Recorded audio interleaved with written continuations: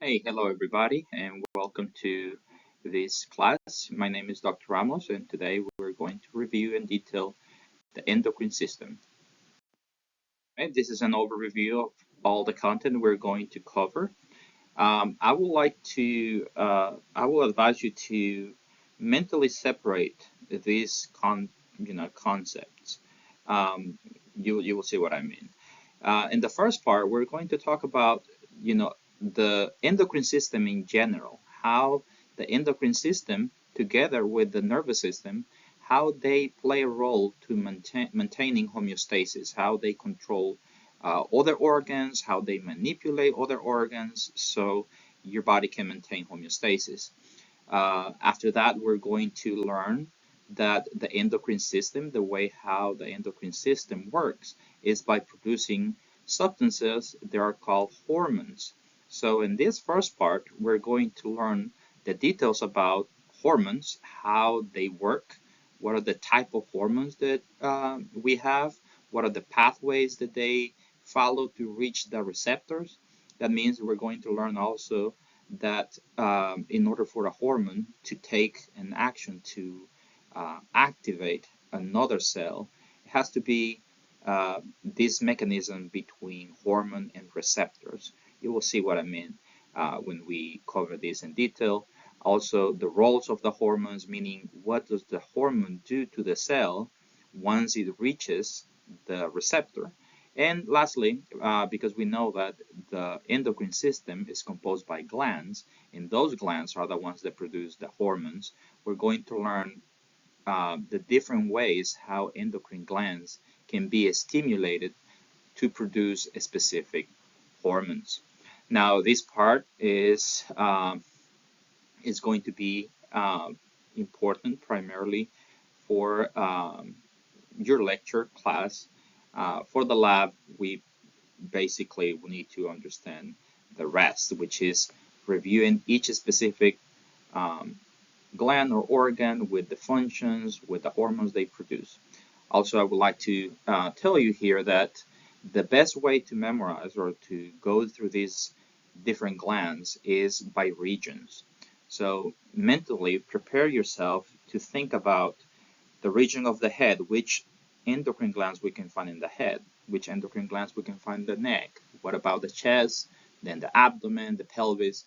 That way it's easy for you to determine the location of an organ, of a gland, if you know, for example, if you see a picture of a chest, uh, a model or a representation where we might ask you about a gland, if you can just ask yourself, is which region of the body I'm seeing? And if the region that you're seeing is the chest, well, your options are primarily two options, okay? The heart and the thymus. Um, and we're going to see those in detail later, but that's the strategy that I want you to start thinking about, okay? Just dividing your body in regions in which hormones you're going to find there. For this lecture, the goal that you need to know, other than knowing these facts about hormones and how they act, is to be able to connect the name of the glands that belongs to the endocrine system, the name of the hormones they produce. So I'm going to summarize this here. Name and also location of the glands. The glands, of course, that belongs to the endocrine system. In some point, we're going to learn that they're glands, or they're what we call primary organs of the endocrine system, meaning they're organs or glands that all they do is just make hormones. That's the primary function. However, there are other organs that has an endocrine function, but it's secondary. What that means is that the organ itself might have a primary function that is different, and then a secondary function that is the production of hormones. I'll give you an example. The heart. We know that the heart, the main function of the heart, in simple words, is to pump blood through the body, right? To deliver blood to the tissues so the tissues can obtain the oxygen and nutrients they need. And that is the main function of the heart, is just the pump of the body, the pumped blood to the body. Okay, that is the main function. However, the heart has a secondary function, or is in the production of hormones. The heart is also able to produce a hormone called ANP that will affect the blood pressure. We're going to talk about that later. Anyway, so going back to the goal, okay, of the learning objective here in this class is to learn the glands that belongs to the endocrine system. I'm hoping you're still familiar with this. This should be easy. The location, the name of the hormones that those glands produce, the functions. Okay, what does the hormone do once they reach the target organ? That's a concept that we need to learn um, or start getting familiar with. That you have the gland. The gland produces and releases a hormone. The hormone will travel to the blood and will reach what we call a target organ, or will reach a specific cell or target cell that is the one that is going to do something depending on the hormone that is released. All these details, we're going to talk about them in just in a minute. All right, and also we need to cover disorders. What does that mean? The major disorders when we have too much of a hormone or lack of a hormone, right? Hyper secretion of hormone or hyposecretion or deficiency in a hormone. Now, for the purpose of the lab, I'm going to say this because you have to have this mindset that you need to study for, when you study and review for your lecture, make sure that you understand that your lab is related to your lecture. So specifically, what do you need to know for your lab? Okay, that you need to know, of course, for the lecture is the name, the location, the hormones, and the functions. Now, disorders is something that specifically for the lecture. You're not going to have questions in your lab exams about disorders, or you're not going to have questions about your lab exams about these details in terms of hormone, the types, the pathways, right? The hormones you need to know for your lab: the name, which gland produce the hormone, and the functions. Okay, so make sure that you use that as in your favor when you study for your lectures. Keep in mind you study for the lab. Do not make the mistake to look at your notes when you take your lecture exams and A&P, because that will be reflected in your lab. Okay, I see many students who do great in the lecture and do bad in the lab. The vast majority of the time, that means they've been cheating. They've been looking at notes while they take the lecture exams. And of course, it's harder to do that in the lab. So, don't be honest with yourself and use your lecture, study for them, and use that as a way how you also are studying for the lab. All right, so I'll say no more here. Let's get started. We're going to start with this first part, and then I will suggest you to take a break or separate mentally this first part from the rest, because again, the rest is something you might need to know for your lab as well. All right, so we need to start with a quick review of homeostasis. I don't know if you remember this from previous classes, but homeostasis, in simple words, is the way how your body maintains internal balance. Is the way how your body handles any changes in the internal conditions. As you know, your organs, in order for them to to work properly, they have to have a specific normal ranges. For example, in blood pressure, they have to have a specific pH in the blood. They have to have a specific temperature. So if something happens that causes an imbalance, low blood pressure, high blood pressure, low temperature, high temperature, low sugar, blah, blah, blah, blah, blah, right? That's what we call an imbalance. And the term homeostasis is just refers how your body compensate that to go back to the normal stage, right? So we know from the past that the human body is composed by 12 organ systems, but the two that are most important to maintain homeostasis are the endocrine system and the nervous system. We reviewed the nervous system in previous classes, so here we're just going to mention a little bit of that. And today we're going to, of course, focus on endocrine system.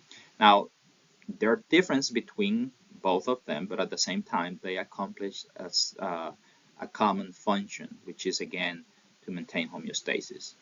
Now, when something happens in your body that causes an imbalance, the first system that will respond, that will try to compensate or correct whatever is causing the problem, is going to be your nervous system. So the nervous system is fast, is quick, is the one that uh, the way how your body respond immediately to any changes, right? Think about your blood pressure, right? If your blood pressure is too low, the main system that will kick in to try to fix that is going to be the nervous system. Now, if your blood pressure, right, is too low, your organ system try to fix it, and let's say that it's not able to fix it long enough, the nervous system basically buys you time. So the endocrine system, which is the one that we can think about, the one that is like a long-term homeostasis, it takes more time, to maintain or to correct a problem, but it's the most effective.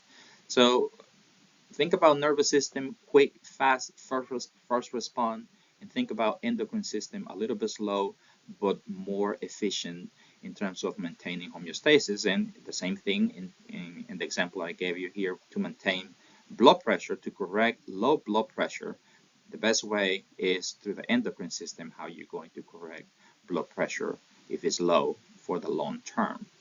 Now, those are the things they share in common. Now, the way how they differ, the way how what's the difference between them, of course, the first thing is the cells, right? What is the main cell of the nervous system? We know those are the neurons. And what about the endocrine system? Now, there's a question that I want you to ask yourself. Do you remember what are the four major uh, tissues in the body? What are the four major tissues?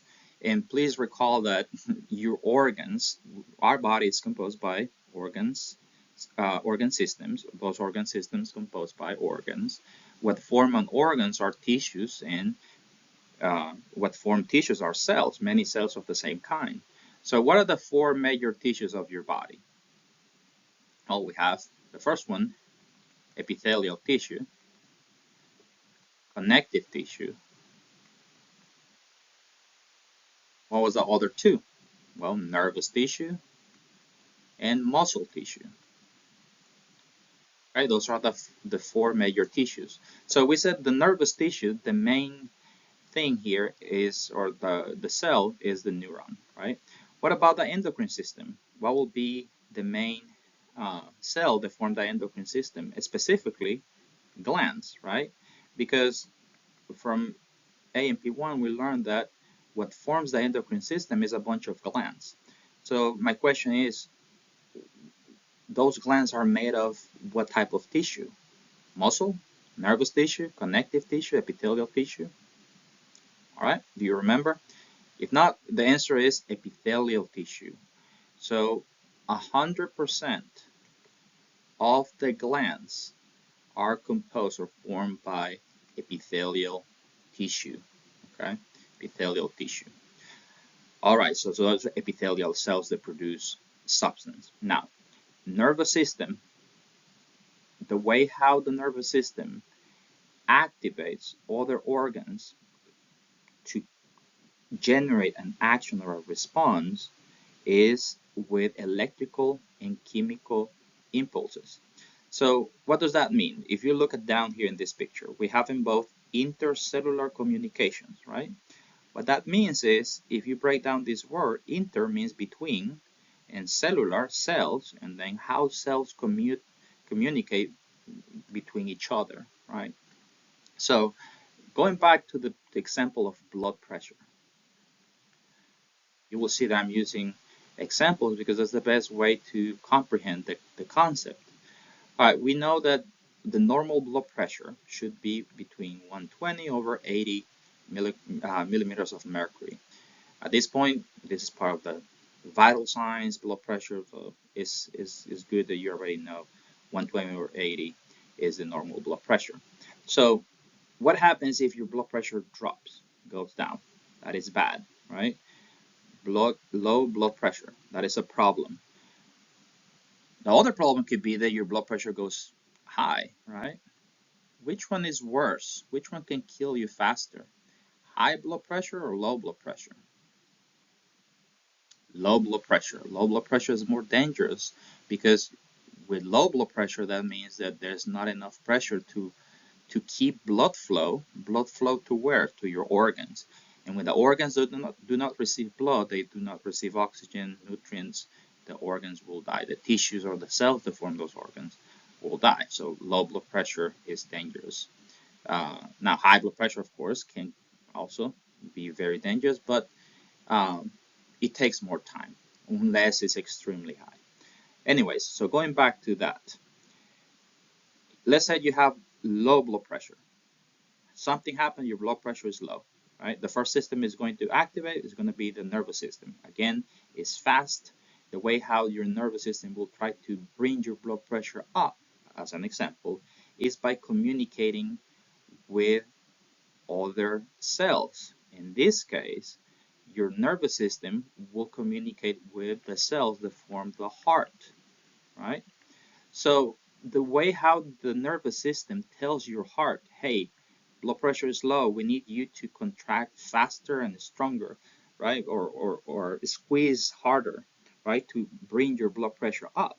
So is through chemicals primarily. This is what we call in the nervous system, when the neurons specifically, uses a chemical messenger to, to tell an organ what to do, they are called neurotransmitters. So this is going to be important because if you look at the endocrine system, the way how the endocrine system also communicates with other organs is through chemicals. But look, in the endocrine system, these chemicals are called hormones. So what will be the difference between a neurotransmitter and a hormone if both of them are chemicals, right? You see there's a difference there, how you will know when a substance is called a neurotransmitter and when it's called a hormone. For example, epinephrine. Epinephrine it could be a neurotransmitter, or epinephrine, which is the same chemical, can be a hormone. So that is based on the fact how this chemical, where this chemical is released. If the chemical is released by neurons, and this again is a recap from something you learned in the past, remember that neurons at the end of the axonal terminal, so a neuron is composed by the body or soma, it contains an axon or tail, and then at the end of the tail you have neurotransmitters and vesicles inside of these neurons. When those neurons release that chemical in the synaptic cleft or the space, that is what we call neurotransmitter. Now, when the chemical, instead of being directly released into the organ, if the chemical is released into the blood in order to reach the target cell or in order to reach the organ, they receive the name of hormones.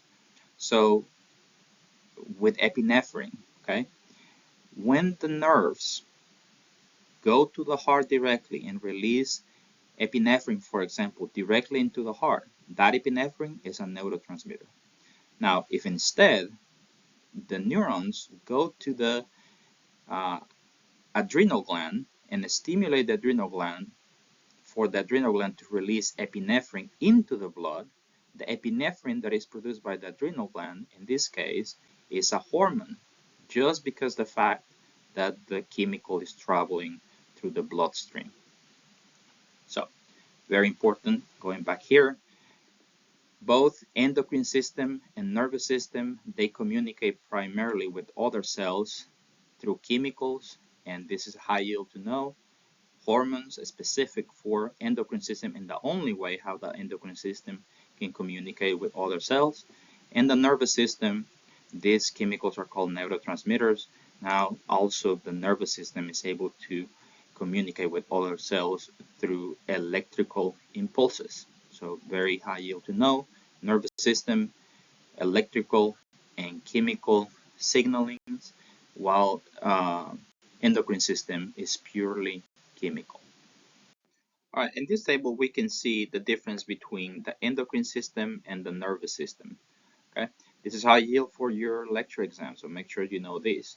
Now, you have two options. You can just use raw, pure, brutal memorization, or you can think about stuff and get to the answer by thinking and using, common sense, comprehension, etc.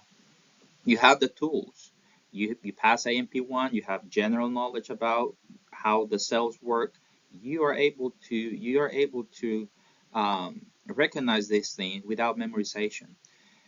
Anyways, let's start with the first one, signaling mechanisms. Or when you see this word, that just means how the endocrine system is able to stimulate or to affect other organs to do something, right, to maintain homeostasis. We learned that the way how the endocrine system is always chemical, and that's the only one.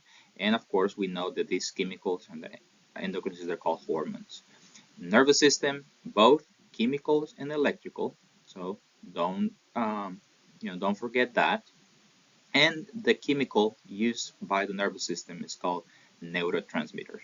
Now, the distance that these chemicals are going to travel to reach those target organs, this again, remember, target organs is what your body needs to stimulate to compensate whatever is causing blood, imbalance. With the previous example, with low pressure, a target organ can be the heart, or a target organ can be the kidney to fix low blood pressure. Anyway, so the endocrine system, the chemical, in this case the hormone, they can travel long distances or short distances, right, to reach that target organ. The neurotransmitter is always short, and I'll tell you in just in a minute uh, why it's always short. Also, the response time in the endocrine system is most of the time slow. That's why I tell you that the endocrine system usually is the system that kicks in after.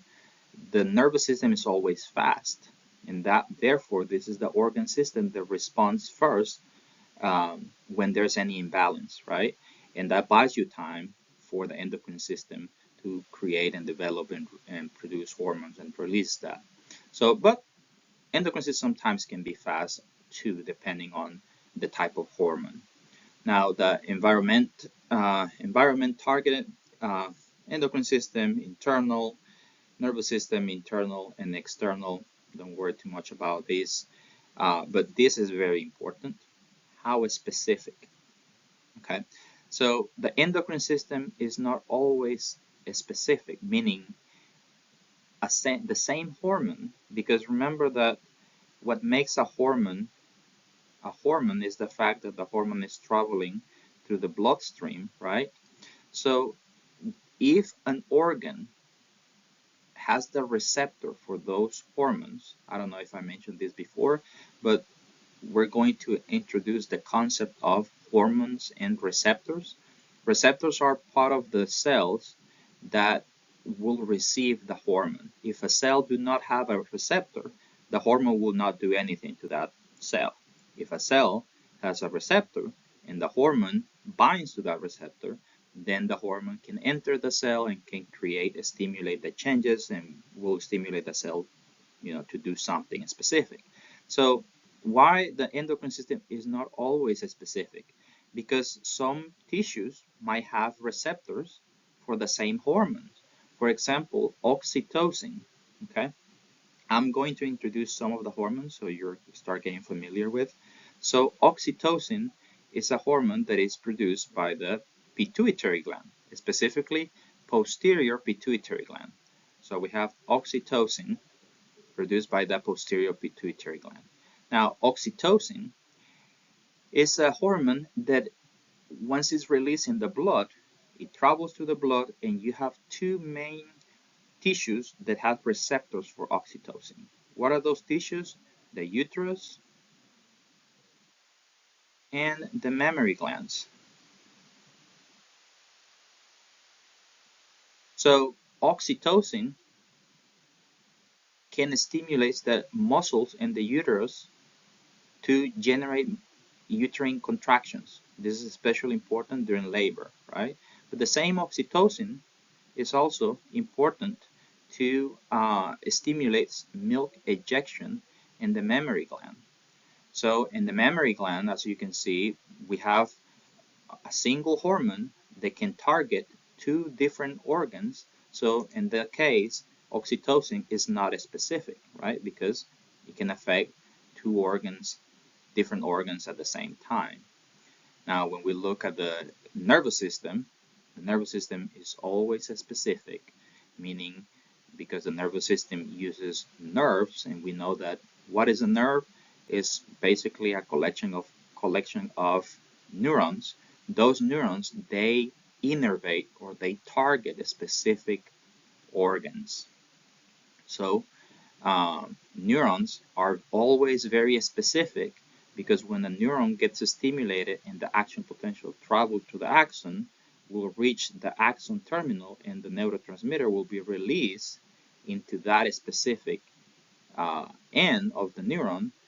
That always will stimulate that specific organ. It cannot stimulate a different organ that is not connected by those neurons. So that's why this is always specific. All right, so let's recap the nervous system and these features, these characteristics of the nervous system, right? So in order to go through that, let me just tell you what we're seeing here in this picture, right? We have here the presynaptic neuron. Of course, what we're seeing here is just the very end of the neuron. So I'm just going to draw here like a representation of the whole neuron. The neuron has a somal body with the nucleus. Remember, neurons also has dendrites, right? This is AMP1. This is what we call the axon, right? At the end of the axon, what we call the axon terminal, at the very end, we have these vesicles, okay? These vesicles are like little sacs that contains the neurotransmitter. Now, these neurotransmitters are in the neuron, right? And they're not released, they're stored over there. So when an electrical impulse with an action potential travels through the neuron, right? In this case, remember that many axons together is what form nerves. This action potential will reach the synaptic end or the axonal end.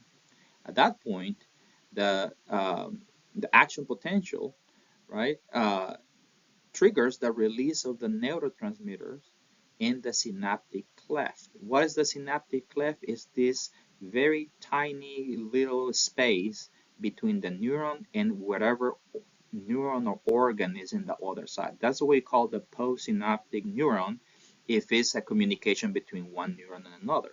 But also this postsynaptic can be an organ, right?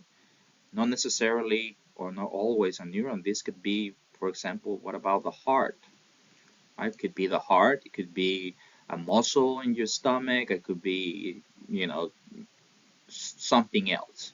The point here is that nervous system uses chemical and electrical impulses.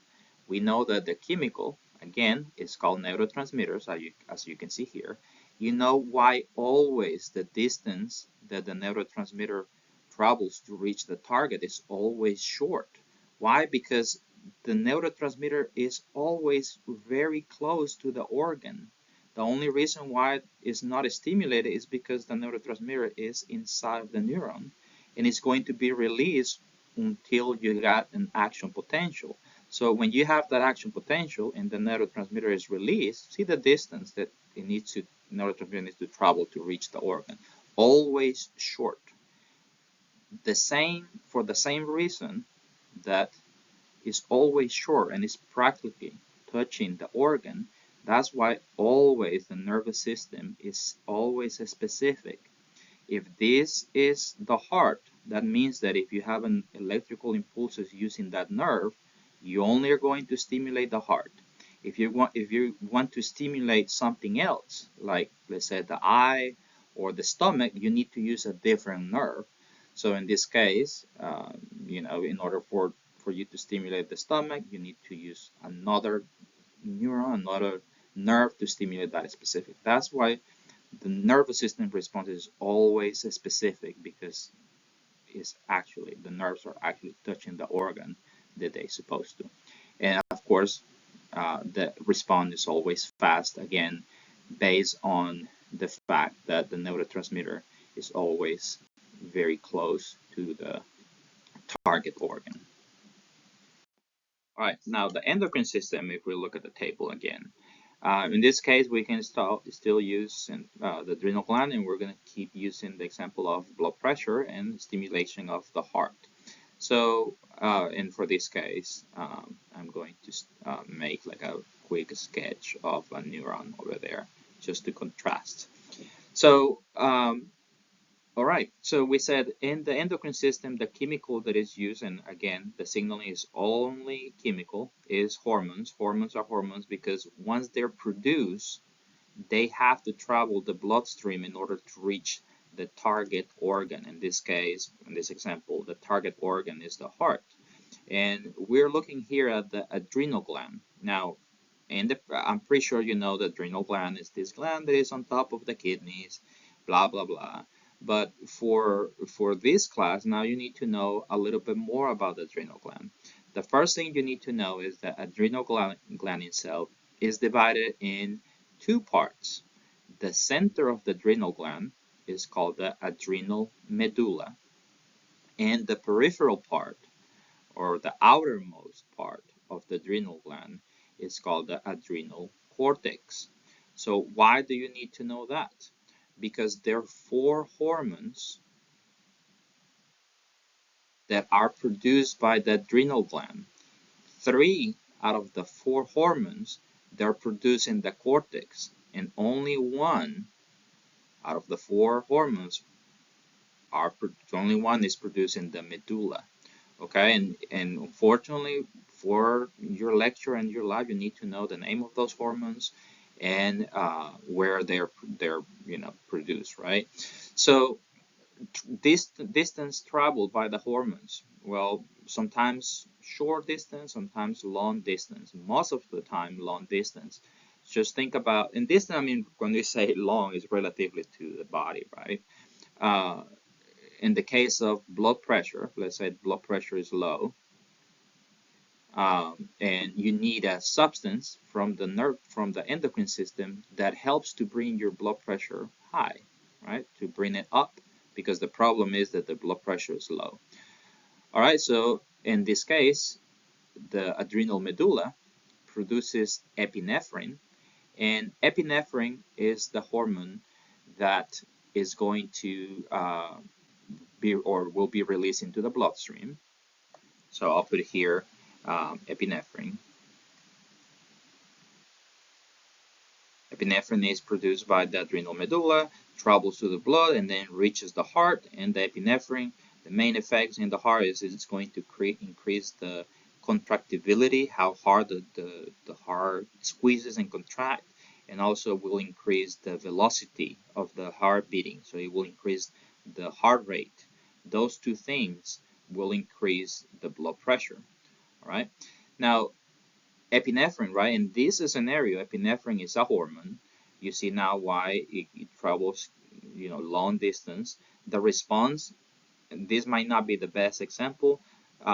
In this case, is relatively fast, but there are other examples of endocrine system in which the response time is slow because the hormone needs to be synthesized and then needs to be produced by the gland and then released into the bloodstream, and then will need to travel to whatever the target organ is. So it's slow.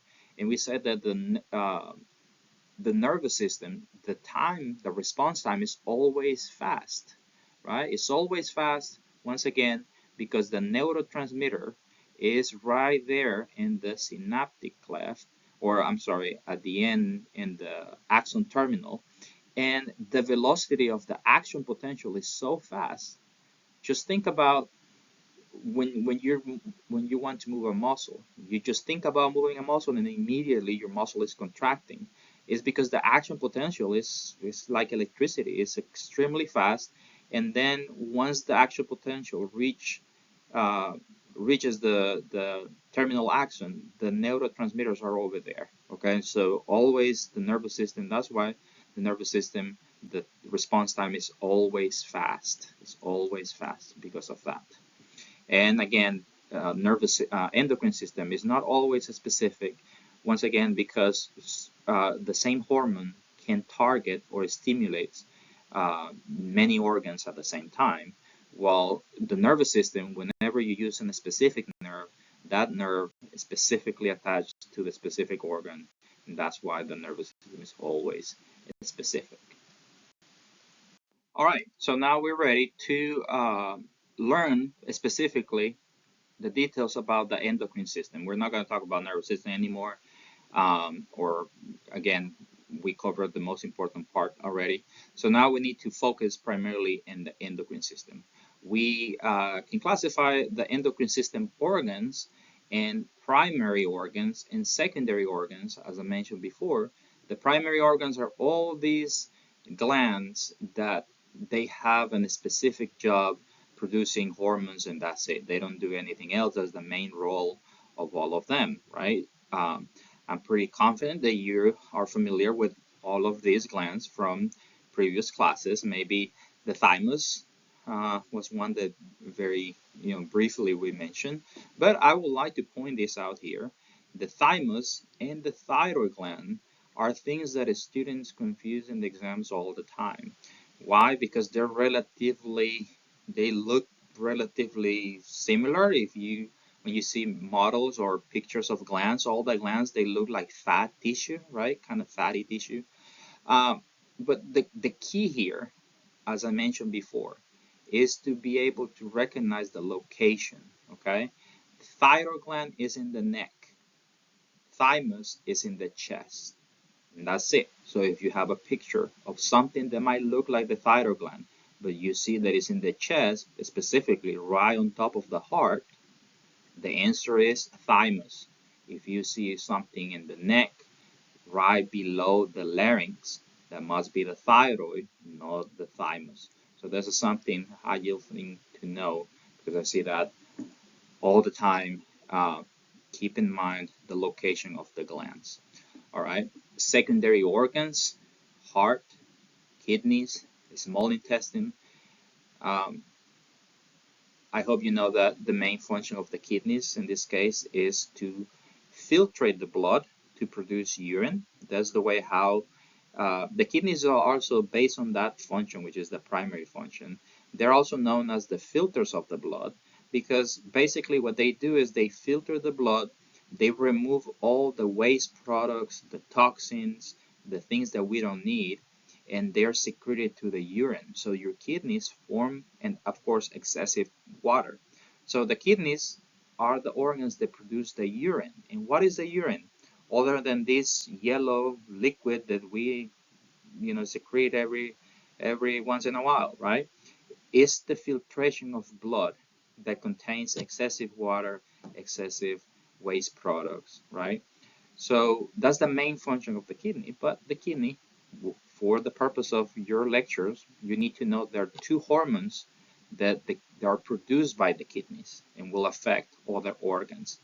For the purpose of your learning objectives, you need to know one hormone produced by the heart, and you need to know two hormones of the that are produced by the small intestine. The small intestine main function is absorption of nutrients in the digestive system, right? But you will see that the intestines are an organ that produces hormones that will stimulate others. So that therefore they're considered as a secondary organs. Okay, now let's focus on hormones, right? We know that all these glands produce hormones. Those hormones are released into the bloodstream. And then, very important here, they bind to receptors on target cells. Now, target cells, target tissue, target organ is the same thing. Okay, the target tissues or the target cells are the ones that contain the receptor. Okay, those are the ones that the organs have. Now, the hormone is able to stimulate that specific target cell just if they have the specific receptor for that specific hormone.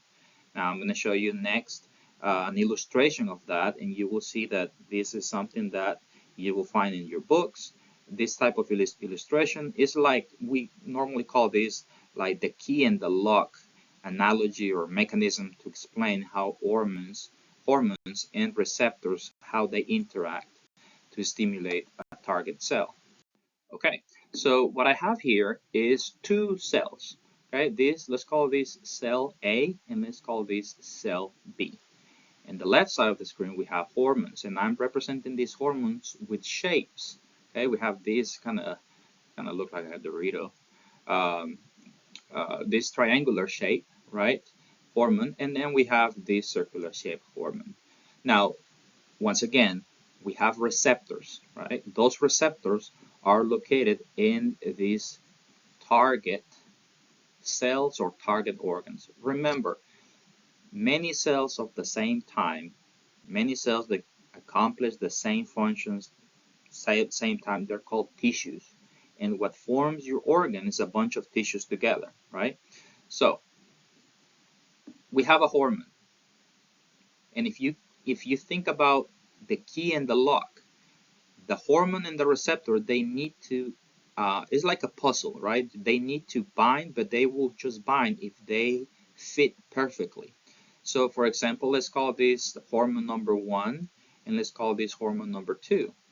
So my question for you is, based on the shape, do you think that the hormone number 1 is going to be able to stimulate cell A and B? Or do you think that the hormone will stimulate only cell A or only cell B, right? These lines can represent the bloodstream, because that's the way how the hormones are released by the gland. So the gland releases the hormone, travel to the bloodstream, and then blah, blah, blah, reaches the tissue, whatever. So which tissues are going to react? Which cells in this case? Well, cell A has this receptor that, if you have good imagination, or even if you don't have good imagination, you can see that fits there perfectly, right? That means that if this hormone is released into the bloodstream, will stimulate or will activate this cell A to do something, right? The same hormone can reach cell B, and also because this cell B contains that receptor that fits perfectly, that means the cell B also will be stimulated and will generate that response. Now, if we look the hormone B, right? Hormone B can only stimulate the cell, I'm sorry, hormone 2, I already tell you the answer, right? Hormone 2, right, can only stimulate the cell B. Why? Because only the cell B has that receptor that matches with the hormone. Cell A do not have that. See that this circle will not match there, so it doesn't fit perfectly. There's not going to be a reaction. While the hormone number 2 matches perfectly in that receptor. This is a good concept that, is important for you to understand. Because now we're going to talk about several things about the hormones. Important things. The types of hormones. So hormone types, basically there are two types. And important here, receptors. And what you need to know about the receptor is the location. Because their receptors, there are inside of the cell, and their receptors, there are outside, like in the cell membrane. And because you have receptors that can be localized or can be found in two different places, you have two types of hormones. One type of hormones will bind to a receptor in a specific place. You will see what I mean in just in a minute. Okay, this is the hormone types. So basically, the easy way to think, don't memorize this. I don't think that it's worth it to memorize it. Just read about it. What you need to know here is this. We have hormones that are amino acid based. In other words, that most of the constitution of the hormone is based on amino acid. Remember, basically proteins.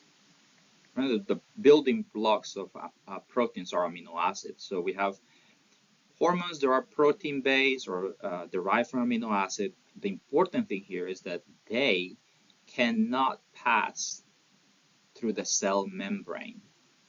And because they cannot pass, they cannot get inside of the cell, because if you remember, the cell membrane is composed by phospholipids. Basically, the cell membrane is a lipid, it's a double layer phospholipid primarily. All these proteins or amino acid base, they're water soluble.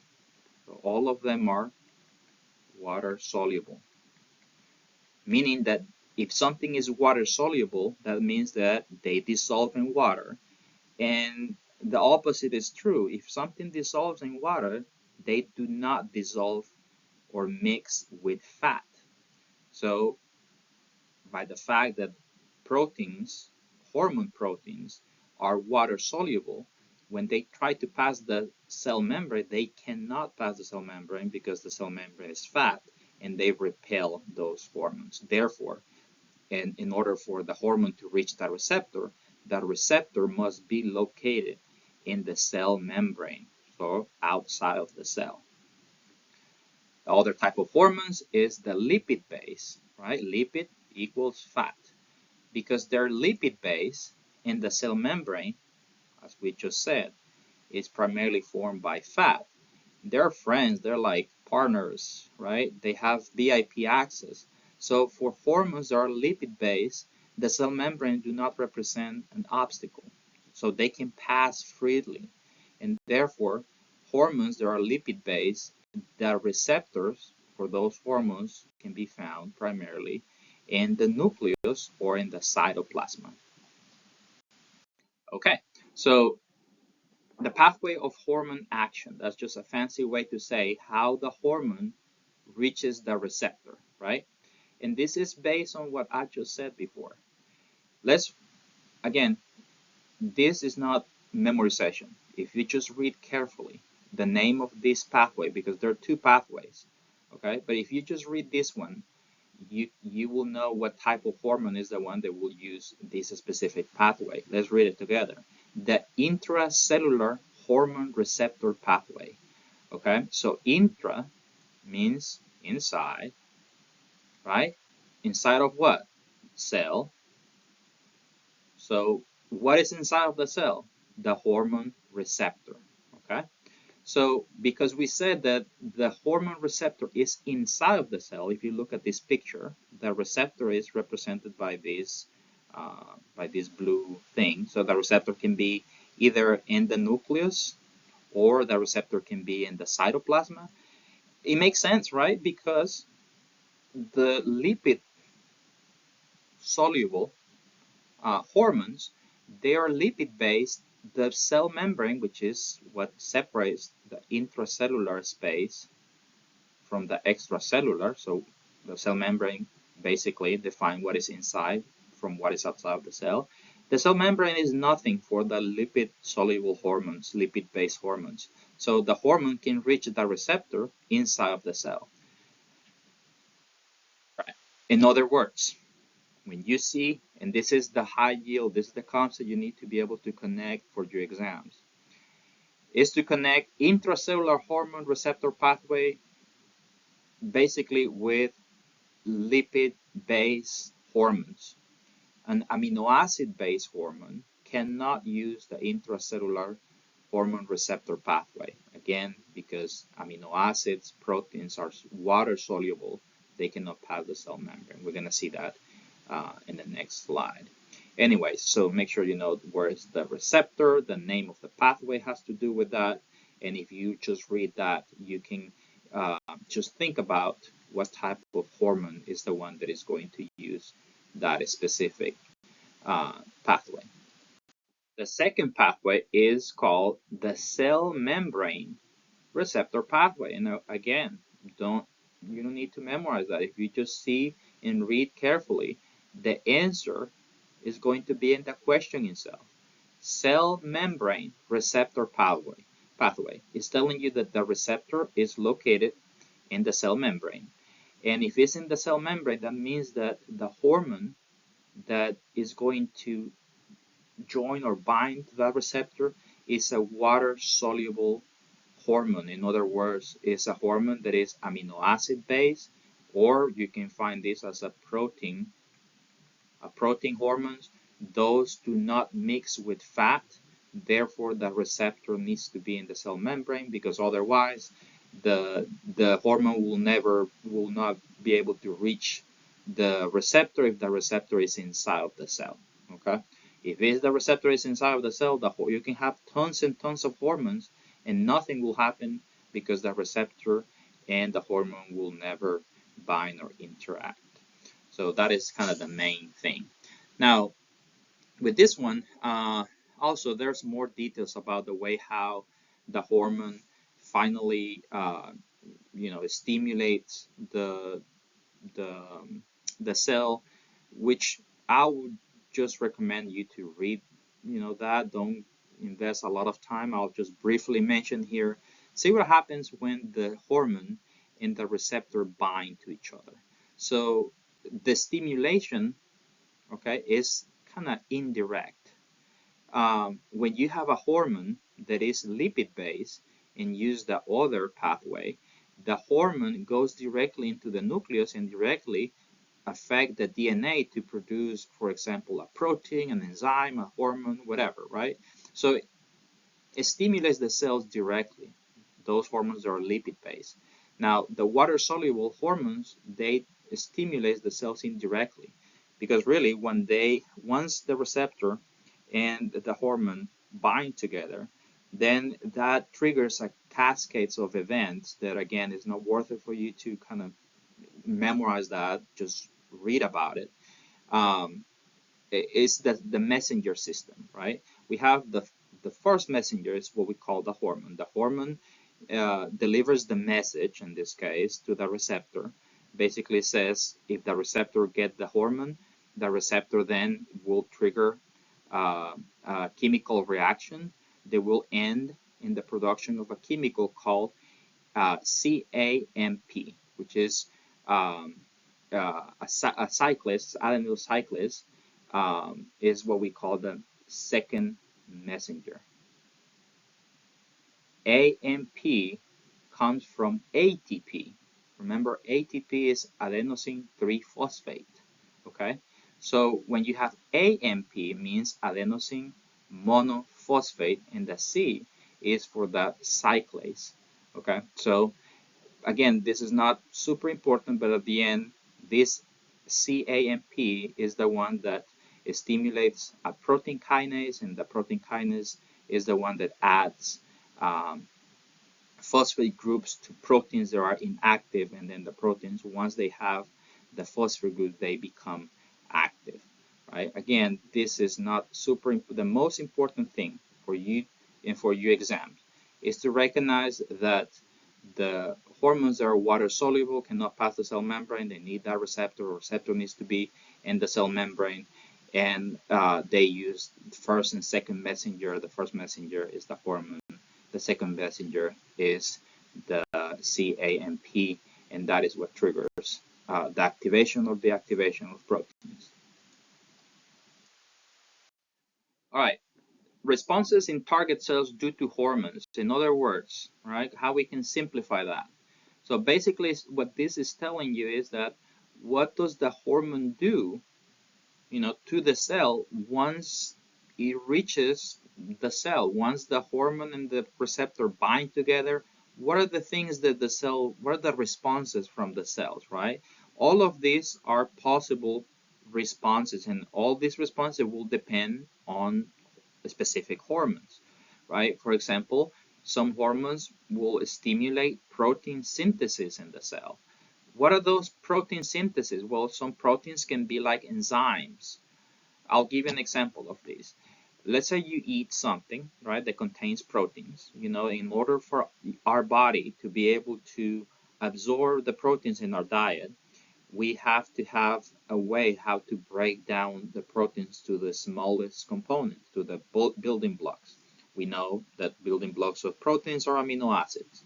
So when you eat a protein, you need to have an enzyme that is able to break down the proteins into amino acids. So in this case, for example, right after you eat, there's a hormone called gastrin, right? And gastrin is a hormone that it targets the stomach to produce pepsin or to produce acid. This acid is the one that makes pepsin or activates pepsin, and pepsin is the enzyme that breaks down proteins. Or another example is the pancreas, right? Once you have some proteins and you need to break down the proteins, you're going to use a hormone, or the small intestine will use a hormone called CCK, okay? Cholecystokinin. Right? We're going to learn this hormone. That's why I'm mentioning it here. Cholecystokinin is going to target the pancreas. Specifically, there are specific cells in the pancreas that will respond to these hormones. So that means those cells in the pancreas, they have receptors for cholecystokinin hormone. Once the cholecystokinin hormone, the receptor binds, those cells in the pancreas will be stimulated to start synthesizing a hormone. An enzyme called trypsin. And the trypsin is the enzyme that we need to break down protein. So that's basically what this is telling you, right? Other things, there are proteins other than enzymes, right, are antibodies, right? If you're sick, for example, you know that antibodies is a type of proteins that we use to fight bacterial or viral infections, or hemoglobin or melanin, keratin. All of these are just examples of proteins that are produced by cells, but those cells, the way how they know they have to produce these enzymes is when they receive a stimulus from a hormone, right? Another effect of hormones, maybe the hormones, instead of stimulating the protein synthesis, will stimulate the activation of enzymes, or the activation of enzymes. All of these other hormones might alter the cell membrane permeability. For example, there's a hormone called ADH, which we're going to learn. This is a hormone that is produced by the hypothalamus.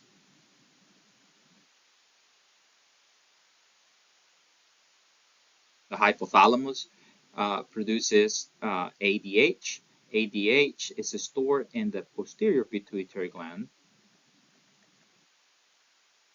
Again, this is just an anticipation. The posterior pituitary gland then releases ADH. ADH travels through the bloodstream. I'm just going to put BS for bloodstream. And then it will reach the kidneys. That kidney is the target organ of the ADH. ADH stands for antidiuretic hormone. So anti means against, diuretic is against diuresis. Think about diuretic like there are people who has high blood pressure and take diuretics to control blood pressure, right? What the diuretic do is just to stimulate the kidney to make more urine. And when you make more urine, you're getting rid of water. And I told you before that the kidneys are the ones that filter the blood. If you take water from the blood, you're removing volume from the blood. You reduce blood pressure that way.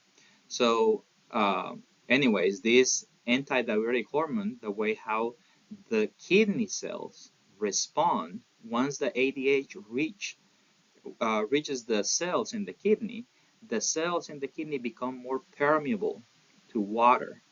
In this case, what that means is that water will be reabsorbed by the kidneys, and water will be reabsorbed into the cardiovascular system again. Therefore, you will have less urine, and ADH is something that usually is produced by the hypothalamus to increase blood pressure, blood volume.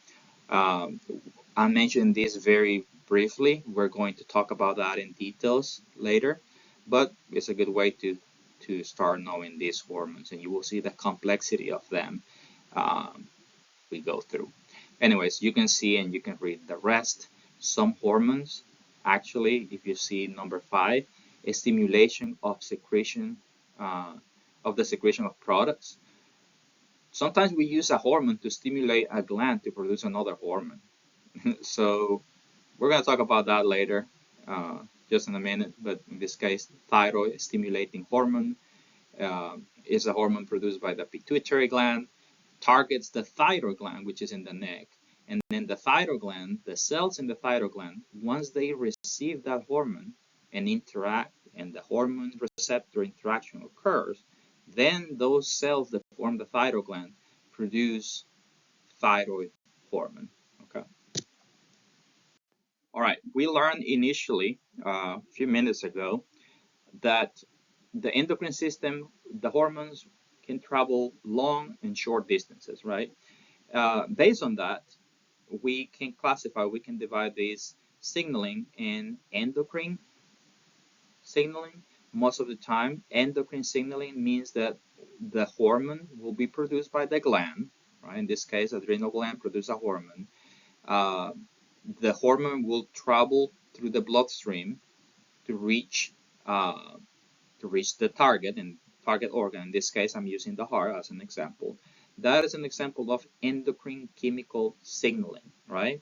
That's the one that is the most common type and is the one that the hormone travel long distances in order to reach the target organ or target cell. Now, there are other situations in which the chemical signaling is not that long. So this is called a paracrine signaling, which basically means that the target cell is relatively close, right, from the place where it's produced. As an example of this, if you look at this picture, I'm going to explain what is this. This, if you remember, hopefully from AMP1, this is a representation of the skin. You can see this up and down thing. This was called a papilla, knowing that this is the epidermis, which is the outermost layer of the skin. This is the dermis, right? So when you cut yourself, when you cut your skin, and maybe you have some bacteria trying to colonize and infect that open wound, you have some immune cells, right, or some tissues in the skin that will respond to the damage, to the inflammation from the infection. Those cells will release a chemical, in this case, histamine. Histamine will travel to the blood. That's why in this case, once histamine reaches the bloodstream, it becomes a hormone. And then in the blood, you have white blood cells. And those white blood cells will enter that place to kill the bacteria or the pathogen that might cause infection in your skin. Because the distance is relatively short, this is called paracrine secretion. Paracrine means they're most of the time means parallel, all right, that goes besides. The last one is the autocrine. Auto means in self. So the autocrine secretion take place when the same cell that produced the hormone, okay, in this case, and this is primarily seen in immune cells, white blood cells. They produce a chemical, and this chemical that the same cell produce is the chemical that will auto-stimulate the cell. It's kind of um, interesting there. But if you just read autocrine and knowing that auto means itself, I don't think that you will have problems in the exam. Uh, getting to the right answer by knowing auto in self, paracrine, para means besides or parallel, and endocrine is the most common, is the one that the hormone needs to travel long distances to reach the organ or target cell. All right, this is high yield to know. Endocrine gland stimuli. Okay, this is a fancy way to say how your body, how we can stimulate endocrine glands so they can produce hormones, right? How you can tell a gland, hey, can you make hormones for us, right? A stimuli is the plural for a stimulus. So a stimuli is plural.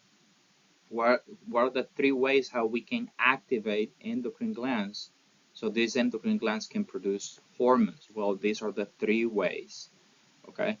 By far, one of the most common and important is the hormonal stimuli. Okay, so if you read the name hormonal, that means that in order for us to activate or stimulate an endocrine gland, we're going to do it with hormones. I know that kind of sounds kind of redundant, right? You are going to stimulate endocrine gland to produce hormones with a hormone, and that sounds weird, but it is, yes, that's the way, okay? So with another hormone, an example of that is the thyroid gland. So we have the thyroid gland. Where the thyroid gland is located? In the neck, right? The way how you activate or the way how you stimulate the thyroid gland so the thyroid gland can produce thyroid hormones like T3 and T4, in order to do that, you need another hormone to tell the thyroid gland produce T3 and T4. This hormone is called TSH, which stands for thyroid stimulating hormone. TSH is a hormone produced by the pituitary gland.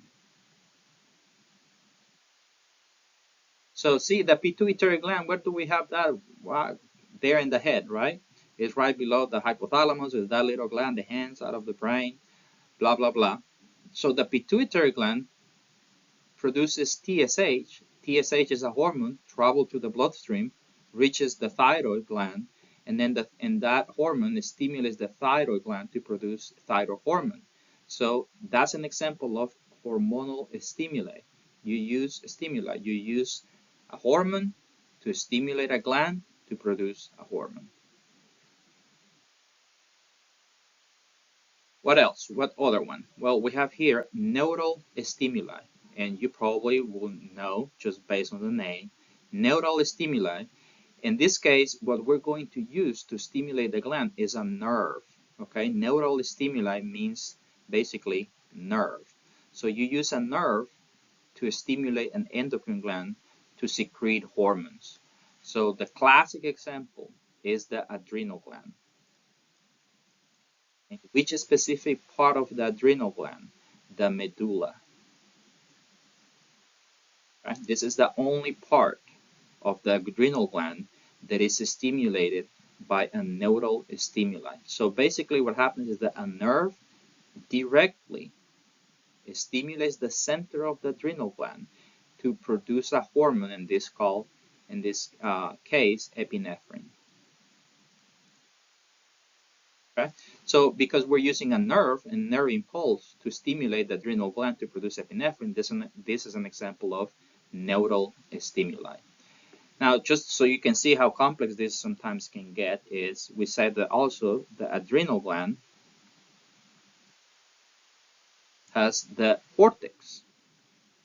So we said adrenal gland, that is for AMP1 student. You're AMP2. You need to know that adrenal gland has medulla and cortex. Now, the cortex, you have other hormones, for example, that can be produced there. For example, cortisol. So in this case, see, you can stimulate the adrenal gland in two ways, through hormones or through nerves. If you use a neural stimuli, what you're going to stimulate is specifically the adrenal medulla, and you're going to get epinephrine. Now, if you use hormones that also come from the pituitary gland, if you use a hormone called ACTH, which stands for adrenal corticotropin hormone, adrenal gland, cortex specifically. Tropin means it has affinity for that specific part, and hormone because it's a hormone. So if you use ACTH, that is a hormone, that hormone stimulates this gland to produce another hormone called cortisol. So there we go. That's hormonal stimuli using a hormone and neural stimuli using a nerve. All right, the last one is called the humoral stimuli. This is very peculiar because what stimulates the gland to produce a hormone is not a hormone or is not a nerve, but instead is the level of ions or nutrients. The most important is ions. You remember what is an ion? It's an element with an electrical charge. So the most important example of humoral stimuli is calcium. We're going to learn that calcium is a big deal for your body. Calcium is an ion because it has a positive charge, and um, I'm sorry, a cation because it's a positive charge. And the calcium, when the levels go, or calcium go drop, or if the calcium levels is very low in your blood, that low blood levels of calcium is what stimulates the parathyroid gland. I'm just going to put here PTG for parathyroid gland to produce parathyroid hormone, which is the hormone that will do exactly the opposite, will increase calcium levels in your blood. But you see, the way how you stimulate the uh, parathyroid gland is based on the level of ions in blood. To make this even more confusing, and to make you not like me, I'm gonna say the same thing, but with high calcium. Okay? What if if you have too much calcium levels in your blood? See, the calcium is too high. Okay, so kind of the same thing. It's just that the gland is going to be different. So when the calcium level is high, that stimulates the thyroid gland to produce a hormone called calcitonin. And calcitonin is a hormone that reduces calcium levels. Okay, um, but I mean, the best way to see this is, where are these glands located? Both are located in the neck. The thyroid is in the neck. The parathyroid gland are four little glands that are behind the thyroid gland. Both are in the neck. So the glands that control or that maintain calcium homeostasis are the glands of the neck. Okay, so if your calcium level goes down, you need to stimulate the parathyroid gland to bring the calcium levels up. If your calcium level is too high, you need to stimulate the thyroid gland to bring your calcium levels low. Because it's calcium what you use to stimulate the gland, that's an example of humoral stimuli. Okay, so to conclude this first portion of the class, which is the overview and the details about hormones, we need to go back to homeostasis just to complete a concept that we have not reviewed. This shouldn't be new for you. You saw that in the past. The way how your body maintains homeostasis is through two mechanisms: negative feedback and positive feedback. Now, this is how you'll to know, and it's very important for you to have this very clear, that is the negative feedback loop the one that is the most important, because the negative feedback loop itself is the one that maintains the body's parameters within the normal range. Um, okay, this is something that students struggle a lot, and I think the reason is because when you see negative, right? You normally our minds kind of think about something bad when you think about something negative, right? But and so it's kind of counterintuitive that the negative feedback loop is actually the good guy, right? It's the one that maintains homeostasis. Now it's called negative because this mechanism explain that whatever causes the imbalance in your body, the response from your body is going to be opposite to the stimuli that cause the problem. For example, if I use temperature, and let's say that we have homeostasis is keeping the temperature under the normal range, right? Let's say that something happens and your temperature, your body temperature drops. So this is a problem, right? The body temperature goes down. So that means that's an imbalance. You can die from hypothermia, right? Or hyperthermia. So here we have an imbalance. What is the job of the both endocrine and nervous system is to find a way how to bring your temperature up. Okay, so if you see that a stimulus that triggers the imbalance was low temperature, the response, right, goes against um, goes against the stimulus, so it kind of goes in the opposite direction. And because it goes against the stimulus, that is what we call a negative feedback loop. A positive feedback loop will be something that, and the classic example, I mean, there are many other examples of these, but the classic one is during labor, right, with oxytocin, the hormone. I'm going to draw this here. We have initially, when labor or childbirth begins, what it starts is the process of labor is the levels of oxytocin, okay, in the mother is what triggers um, initiates the uterine contractions. So oxytocin um, is going to stimulate the uterus to contract. Okay, so initially homeostasis. In this case, we can think about the homeostasis. Normally, is the uterus. It shouldn't contract, right? It should be just relaxed, or it's the normal parameter, if you will, is that there's no uterine contractions. Because could you imagine what will happen if in the middle of pregnancy the uterus start contracting, right? You will have preterm childbirth or a miscarriage, right? So the normal thing is that uterus contractions do not occur. That is the normal. So in this case, oxytocin triggers an imbalance, if you will, or triggers something that makes the uterus to contract, or uterine contractions begins.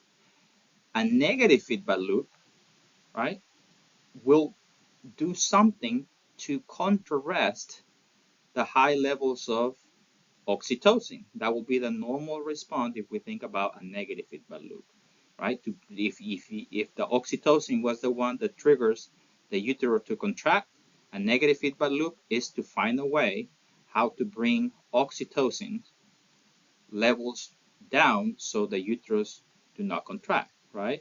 Now, a positive feedback loop, as you can see, um, will be the opposite in terms of we start with some elevation in the oxytocin levels that triggers uterine contractions. The uterine contractions are the ones that are going to push the baby's head against the neck of the uterus, called the cervix, and then the head of the baby will push and stretch the fibers in the cervix. That stimulus, all right, triggers the brain to release more oxytocin. Okay, so more oxytocin to increase the uterine contractions. Okay, so in this case, you can see that the initial stimulus was high oxytocin levels that caused contractions. What is the response of the body?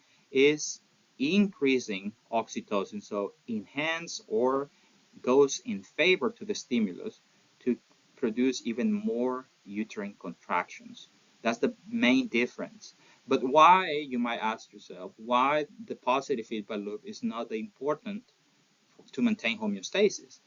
Is because all the positive feedback loop, they need to be stopped in some point, or something bad is going to happen. In some point, when the baby comes out of the uterus and the baby is born, the oxytocin levels will progressively go down, because again, the normal thing is the uterus is not that the uterus contracts all the time, right? So most of the positive feedback loop, eventually when they complete the function they supposed to do, they will be stopped or will be corrected by a negative feedback loop um, eventually. Another example of positive feedback loop is when you cut yourself when there's a bleeding, right? When there's a bleeding, the stimulus, right, is blood clot formation to stop the hemorrhage.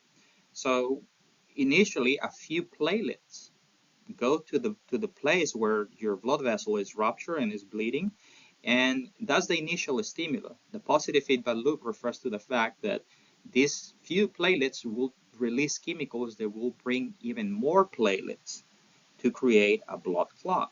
So it's a positive feedback loop because the initial stimulus was platelets aggregation because of bleeding. The response is even more platelets to form blood clot. But what happens if you eventually do not break down that positive feedback loop?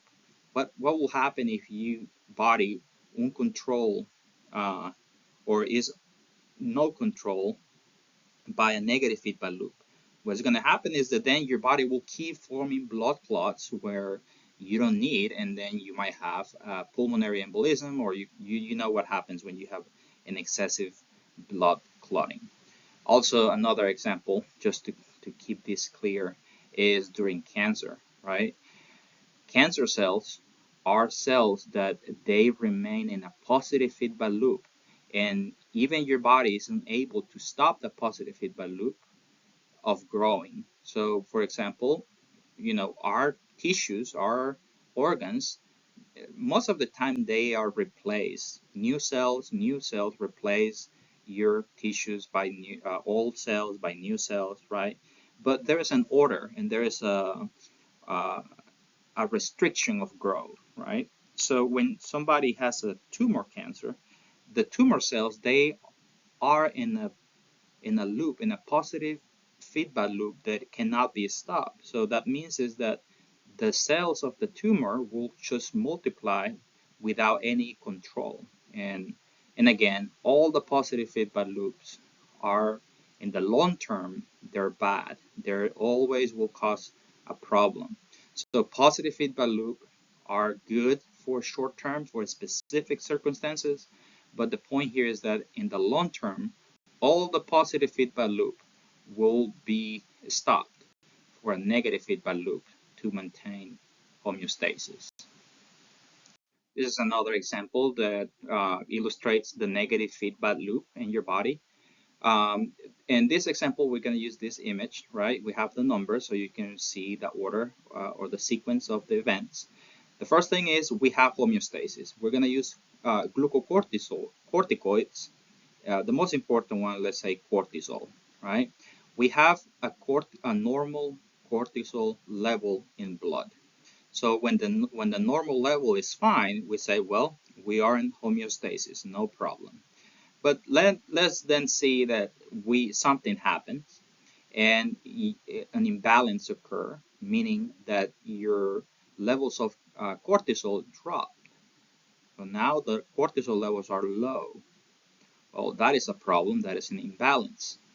What will be the normal response from your body? Well, the normal response from your body is going to be, if we look at the very end, is going to be increase cortisol, right?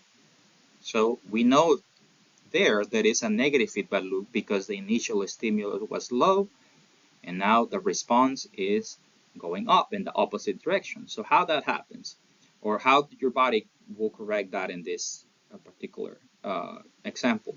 When the low levels of cortisol in your blood, that will trigger, okay, activation of sensors. In the blood vessels, you have chemoreceptors in this case that can detect changes in cortisol levels. So these receptors detect that the cortisol levels are low. They send signals to the hypothalamus, and the hypothalamus, from previous classes, I hope you remember, is the one that controls the pituitary gland. So the hypothalamus controls the pituitary gland. Hypothalamus produces a hormone. Okay, this hormone is not worth it for you to know at this point. But this hormone is a corticotropin release hormone. It stimulates the pituitary gland.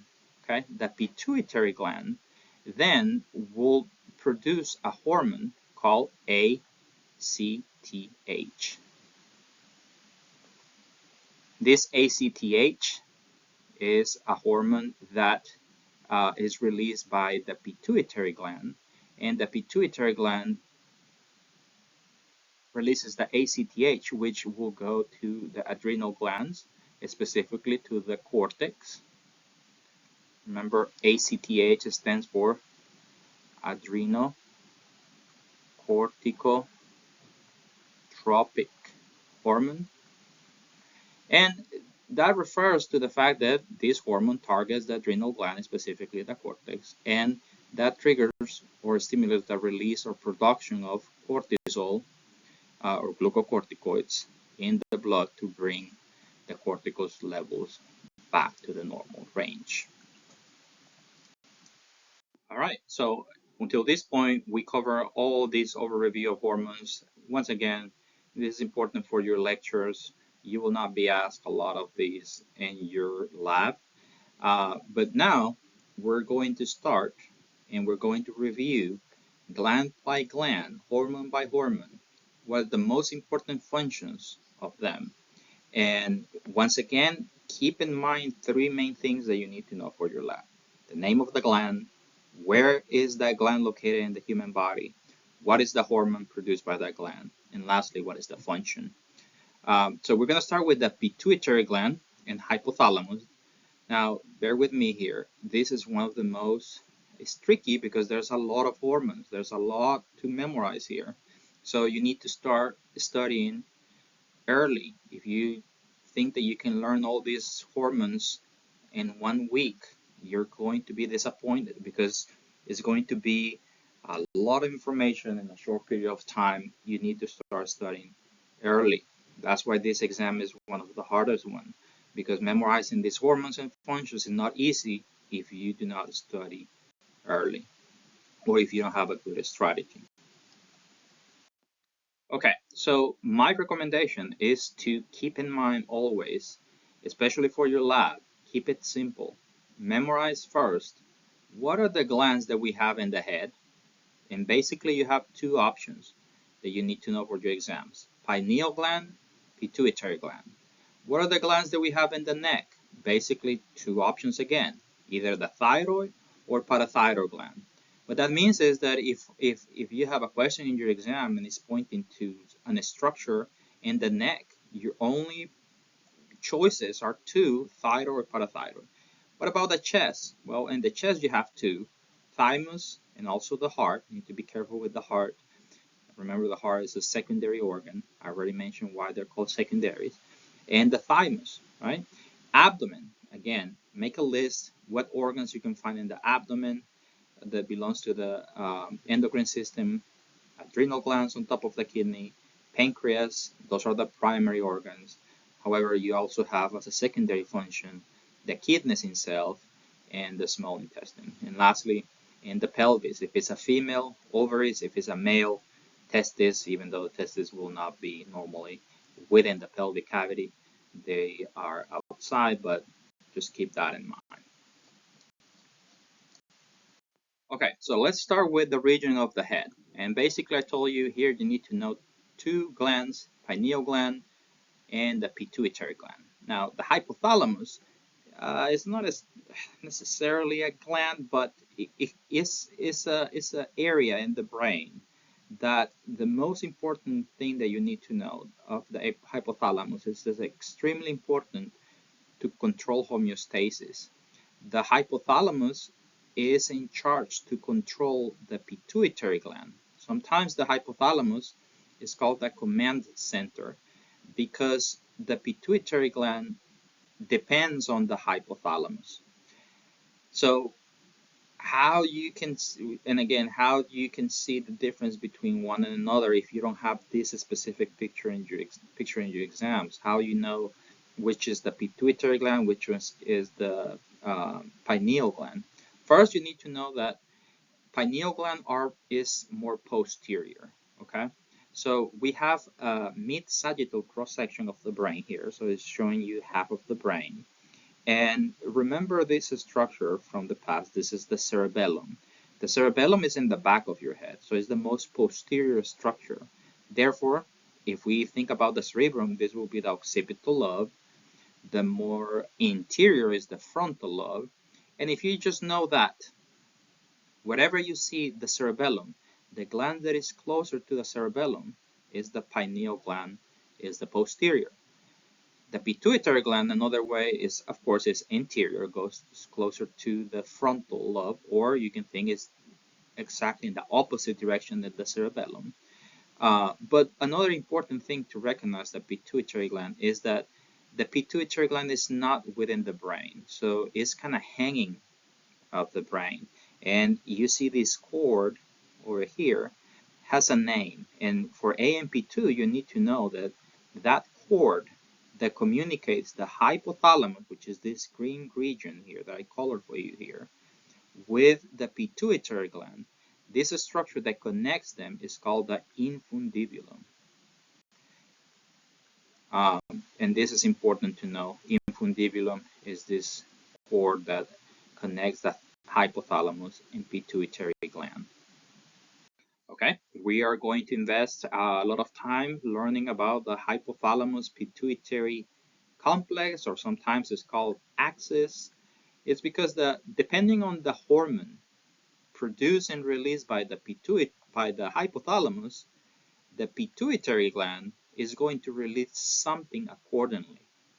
A few minutes ago, we talked about that when you have an endocrine gland, right? You have a gland, the main purpose of a gland is to produce hormones. You have three ways how you can stimulate a gland to produce hormones. The most popular is with another hormone. We call that hormonal stimuli. This is an example. The hypothalamus will produce hormones. Those specific hormones will stimulate the pituitary gland to produce specific hormones. Another way to stimulate glands, we say it through nerves, so neural stimuli. And the last one is humoral stimuli. Those are the three ways how you can stimulate a gland to produce hormones. Anyway, so this hypothalamus pituitary axis is a hormonal stimuli. Again, the hypothalamus is also sometimes known as the command center of the endocrine system. It controls the pituitary gland, which sometimes is referred as the master gland, as we're going to see, because it produces and controls other or several endocrine system glands through hormone production. We already covered this, so I'm not going to invest a lot of time here, except for pituitary gland. Okay, so in this picture we can see once again, if you just look at here, we have the cerebellum at this side, so we know this is posterior, this is anterior, right? And of course this is obvious when you see the if you see the whole picture, but sometimes you're gonna have just a picture of the brain. Pituitary gland therefore should be more anterior, should be hanging in this way, or in the opposite direction of the cerebellum. Where should be the pineal gland? The pineal gland will be more posterior. Now, if we zoom in to that specific part, I hope you remember this specific structure. Do you remember from AMP1? What was this called? Give you a few seconds to think. All right, this is the corpus callosum. Okay, the corpus callosum, below the corpus callosum, we have the thalamus, and below the thalamus, hypothalamus. Hypothalamus connects to the pituitary gland through the infundibulum, which I mentioned a few minutes ago. And then this is the new part. Okay, this is AMP2 now level. Pituitary gland now, from now and on, now you need to know that there are two portions: pituitary gland, anterior pituitary gland, and posterior pituitary gland. You can imagine that if you have the pituitary gland and cut it in half, the most posterior, of course, obvious, the one that is closer to the cerebellum, will be the posterior, and the one that goes to the front, anterior. Okay, so let's talk about the pituitary gland. Important, high yield to know. Another name for the pituitary gland is hypophysis. Okay, so get familiar with this name. Hypophysis is also known as pituitary gland and vice versa. There's a different name. So the hypophysis and the pituitary gland, we said, is divided in posterior pituitary gland and anterior pituitary gland. The anterior pituitary gland is also known as you can see here, hypophysis, posterior, neurohypophysis. So the first part of the name is the one that changes. So neurohypophysis is the posterior pituitary gland, excuse me. And adenohypophysis is the anterior pituitary gland. So I'll clean this so you can see it clearly. Posterior pituitary gland, neurohypophysis, anterior pituitary gland, adenohypophysis. Why this is important? And sadly for you, see all the hormones you need to know, okay, related to the pituitary gland. So the hormones are produced, and this is key, produced by the pituitary gland are these 7. All of them are produced in specific regions in the adenohypophysis. The neurohypophysis, on the other hand, we have 2 hormones, but the key here is that these 2 hormones are not produced by the posterior pituitary gland. So you might say, what do you mean? Well, they're stored there. So what that means is that these 2 hormones, which are the ones that we're going to learn first, really they are produced by the hypothalamus. That's the place where they're synthesized and produced. Then they are stored here in the neurohypophysis. An example of this also, if you might want like another part in the body where this happens or is similar, is the liver, right? And the gallbladder. So we have the liver, we have the gallbladder, and so the gallbladder contains bile, but the bile is not produced by the gallbladder. The one, the organ that produces bile is the liver, and the gallbladder just stores the bile there. So it's kind of the same concept. The liver in this case will be the hypothalamus. The bile in this case will be the 2 hormones, ADH and oxytocin, and the gallbladder will be the equivalent to the posterior pituitary gland or neurohypophysis. Just stores those hormones and they release those hormones as needed. All right, this is what we just said. So make sure you pay attention to that and don't let anybody trick you with that. Right? Storage is in the posterior pituitary gland, and production is in the hypothalamus. What are those 2 hormones that are associated with the posterior or neurohypophysis? Oxytocin and ADH. ADH stands for antidiuretic hormone. If you learn how to break these words down and just every time you see a word in medicine and try to break it in parts, sometimes there's many clues that you can get just by learning to do that. Like anti means against or in the opposite, right? Diuretic or diuresis basically means urination. And then hormone, well, that's a hormone. So against urination, I mentioned earlier that people for blood pressures, you will hear people saying, "I take a diuretic," right? And diuretic, if you ask them, is a medication that will make them go pee, right? So urinate. So that is a diuretic. So this hormone is called antidiuretic against urination. And what you can imagine when you have this ADH, you're going to have less urine production. So that's the first thing. But that is not the main function, okay? That is just the result of ADH secretion. Which organ produces urine? Kidney. So just by the name, now you know that there's a hormone called antidiuretic hormone produced by the hypothalamus, stored in the pituitary gland. As you can see here in this picture, we have the hypothalamus here. We have the pituitary gland over here. This is the posterior. And again, if you remember from the previous classes when we cover nervous system, when this was the representation of a neuron, okay, these little things that look like strings or cables or whatever, uh, those are the nucleus of neurons. Now, remember that we're in the hypothalamus. That means we're in the central nervous system. And we said in the past that whenever you have accumulation or clusters of body neurons or somas, we call them nucleus, right? So the supraoptic nucleus and the paraventricular nucleus, you don't have to memorize that, so don't memorize that. I'm just saying this is the place in the hypothalamus where these neurons synthesize ADH and oxytocin.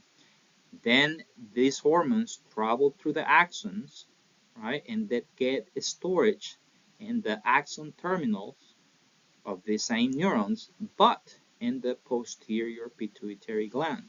That's why we said the posterior pituitary gland stores those hormones and not produce them. When it's necessary, then these hormones are released into the blood, and then they can go to target the organs,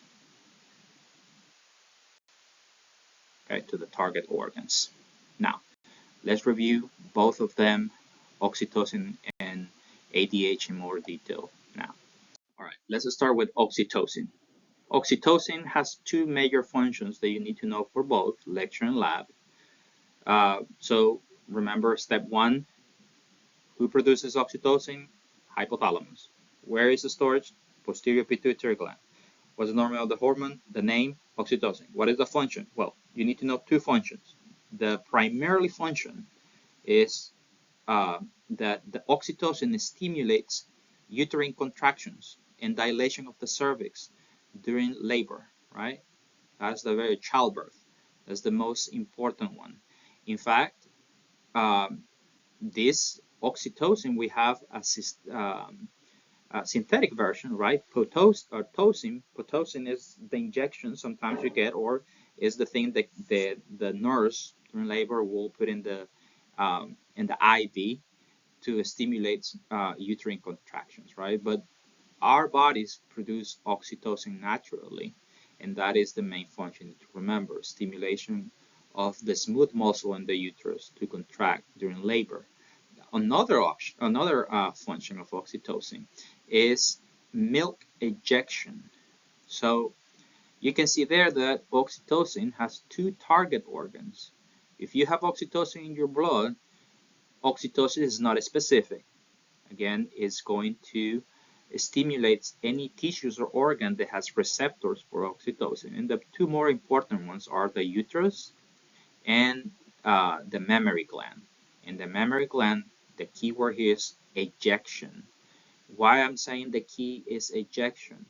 Because milk production is uh, associated with another hormone, which is called prolactin. So very, important detail there. Oxytocin do not produce milk. It stimulates the smooth muscles of the mammary gland, the ducts, to contract and eject milk. If you don't have prolactin, which is the hormone that produces milk, you can have all tons of oxytocin and nothing will come out of the mammary gland of the breast because you don't have milk, right? So you need both. You need prolactin to produce milk, and you need oxytocin to eject that milk. The other one is ADH. ADH, the real function of the ADH is to maintain blood osmolarity. What does that mean? Or another easy way to say is to control the amount of water in blood. Okay? I'm saying this in the more simple way. Okay? The less water you have in your blood becomes more thick. The osmolarity is higher. Whenever you have less water in your blood, if you have a lot of water in your blood become more watery, right? Less viscous. So in that case, the osmolarity is lower. So low osmolarity means a lot of water in blood. High osmolarity means a few water in blood. When you are dehydrated, okay, dehydrated, you're lacking of water, that means that your blood osmolarity is high because your blood is more concentrated, meaning has few water, the blood is more viscous. If you are overhydrated or you have too much water, that means that the osmolarity in your blood is low. Okay, it's low because you have a lot of water and your blood is less viscous. So how the ADH can control how much water is in your blood? Well, if you know that your kidneys are the most important organs that control your water, you will know that ADH controls this blood osmolarity by targeting the kidneys. So we're going to see this in detail, and I'm going to explain the main function of this in just in a minute. I don't know if you were my student in AMP1 or not, but if you were, you know that I'm pretty visual. And if you're like me, you're gonna love this because that's the way how my brain works. That's the way how I retain information. So I like to illustrate here how oxytocin works, right? So first we said that oxytocin is produced by this part of the brain. What was the name of this? It was the hypothalamus. Okay, so oxytocin is produced by the hypothalamus. This oxytocin then is stored where? In the posterior pituitary gland. So if this is the whole pituitary gland, we can cut the pituitary gland in half. This half that is more towards the back, as you can see here in this picture, right, is the posterior pituitary gland. That's the place where oxytocin is stored. And then, when is required, oxytocin will be released into the bloodstream. Okay, put here bloodstream. Okay, so oxytocin is released into the bloodstream, and then oxytocin will travel to the blood. Right. So during labor, we know that what triggers or what stimulates the hypothalamus to produce this oxytocin is the head of the baby pushing against the cervix of the mother. That's what triggers the hypothalamus to stimulate the posterior pituitary gland to release more oxytocin. This oxytocin has two target organs, the uterus and the mammary gland. And we already know that in the uterus, the oxytocin will cause uterine contractions, which are important for childbirth, and in the mammary gland, milk ejection. Pretty important high yield to know. Okay, I'm going to invest a few minutes in this part because this is crucial to understand. To understand how ADH work and hopefully to keep it, more permanent or for a long time in your head is if you understand. We need to know first how, about the kidneys. What's the main functions of the kidneys? So we know that the kidneys remove waste products from the blood, right? Toxins, uh, waste products, things that your body doesn't need, and things that if they accumulate, they will be harmful for you, right? So the kidneys are also referred as the filter of the blood because what they do, but also to remove all these impurities. Also, the kidneys are the most important organs to regulate the amount of water in your body. Probably you know this from experience. If you start drinking lots and lots of water, what's going to happen? You're going to notice that you're going to go to the bathroom to urinate more and more and more, right? The less water you drink, the less you urinate. The most water you drink, the more you urinate, right? So what the kidney is doing is to maintaining homeostasis, water homeostasis, right? So how this is associated or related to blood pressure? This water that the kidney filtrate is through the blood vessels, right? So all your organs, they have an arteries and veins, right? In this case, blood enters the kidney through arteries, and blood leaves the kidney through veins. But somewhere, right, in the middle, there is a process in which this blood gets filtrated, and all the excessive water will become urine. Okay, so what is urine? Is this yellow fluid, watery fluid that we can see that comes out of the urinary system? And what we can see with our naked eye is just this yellow fluid, right? And it's composed primarily by water. But within the urine, we have all this other stuff that we mentioned here, all the waste products, all the toxins. There are people who smoke marijuana, right? And then they gotta pee in a cup in their jobs, and they can see if they've been smoking marijuana because in the urine you can see specific um, chemicals that come from consumption of that. And not just that, right? I'm just using an example. Other type of drugs, if you use a medication, there is control. People who takes opioids for pain, also they have to have a urinalysis to make sure that they're not taking other medications. And anyways, the point here is that you can see that whatever things you ingest, via orally, and go to your blood, eventually they will go through the urine, and you can see those things in the urine. The most important thing to remember here is water, right? This water, again, I'm going to put it here, comes from your vascular system. So what that means is if you have the more water you have in your system, what do you think is going to happen with the blood pressure if you have more water, or in other words, more blood volume? The blood pressure will go up, right? Because just imagine like a pipe or like a hose with water. The more water you have, the greater the pressure. The less water you have, less pressure, right? So the less water in your cardiovascular system, less blood pressure. Okay, so I hope with that you have a good base of what we're going to do now. So here's the thing. All right, now we're ready. First, we need to remember that ADH is um, produced by the hypothalamus, HT for hypothalamus. And it's stored in the posterior pituitary gland, right? That's where it's stored.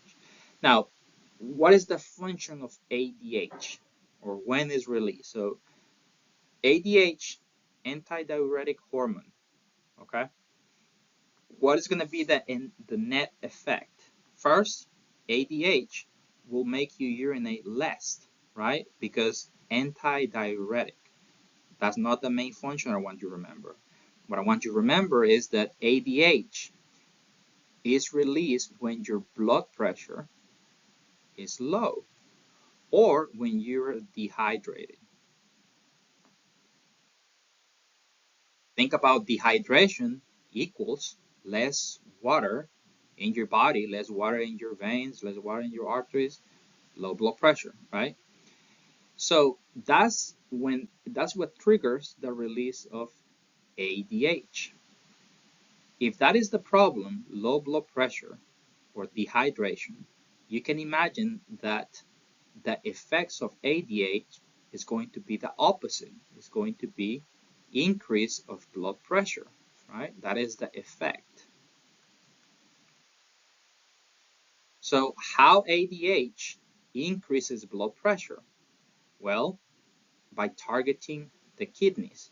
The kidneys are the ones that control how much water will stay in your vascular system or how much water will be dumped in the toilet, right?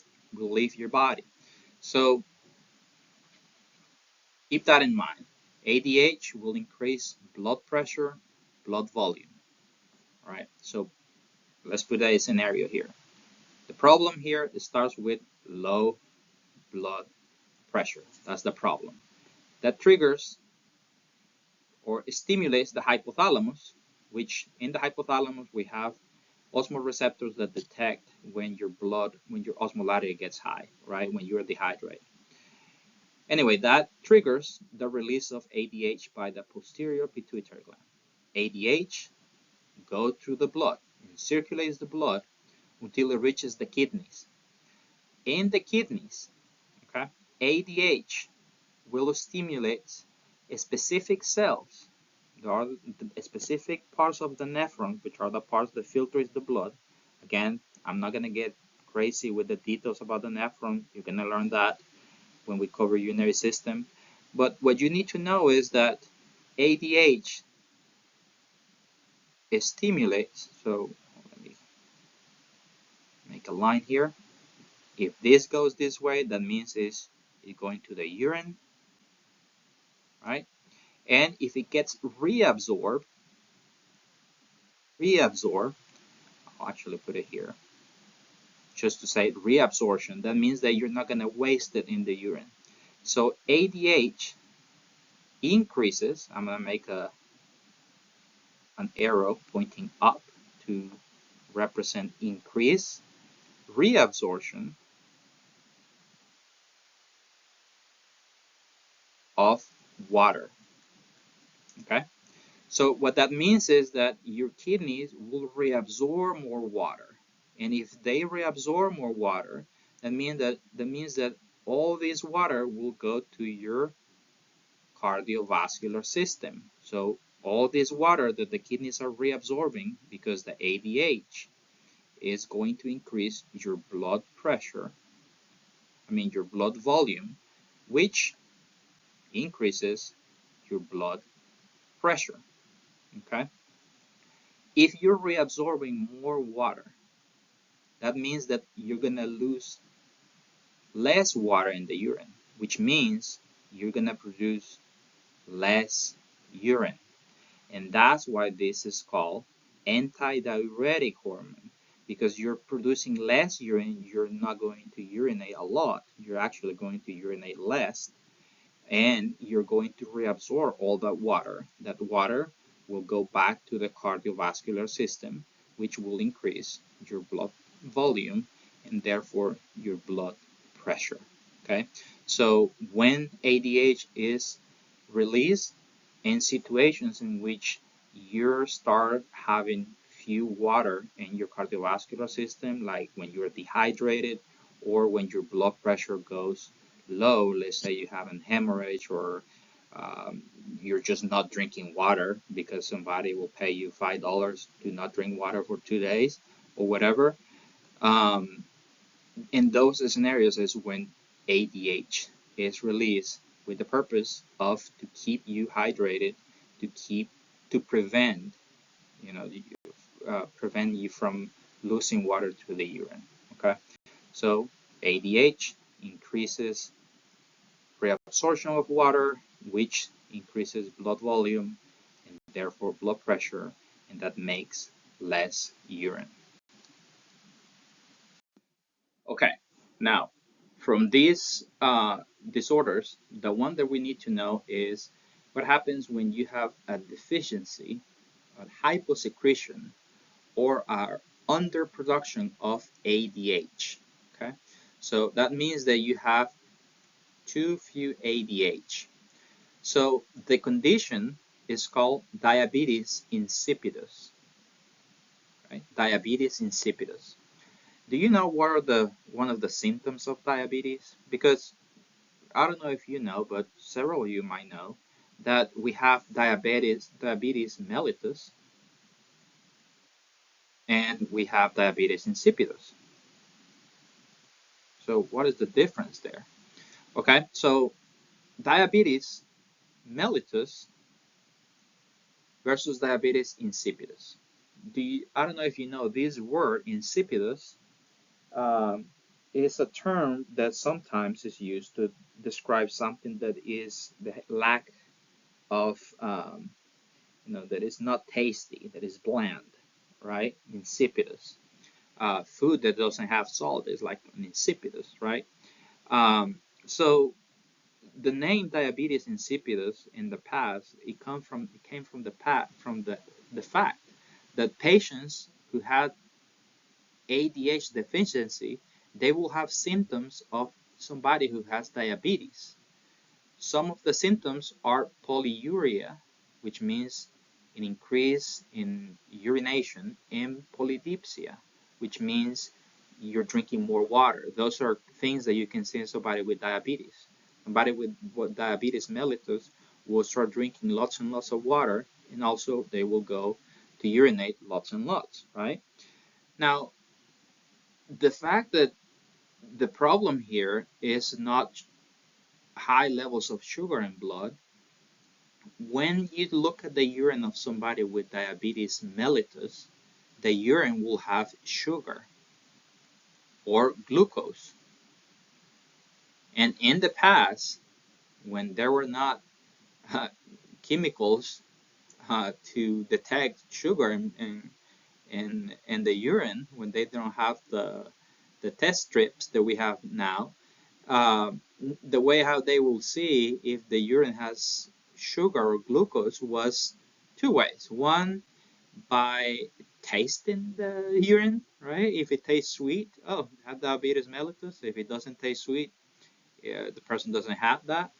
Or they will find out that people with diabetes mellitus in the past, they will urinate and ants will go and get to the place where the patient was urinating outside, right? I'm talking about many, many years ago. So they noticed that certain people will have urine that was sweet and versus other people that the urine will not be sweet, right? So diabetes mellitus, the mellitus refers to, it comes from Latin miel, which means honey or sweet, right? So that's the characteristic. So somebody with diabetes mellitus will have polyuria, polydipsia, and the urine will have sugar. Somebody with diabetes insipidus, it's called insipidus because it looks like diabetes mellitus, but the urine have no sugar. Okay, will have no sugar because the problem is not diabetes mellitus, not a large amount of sugar in blood.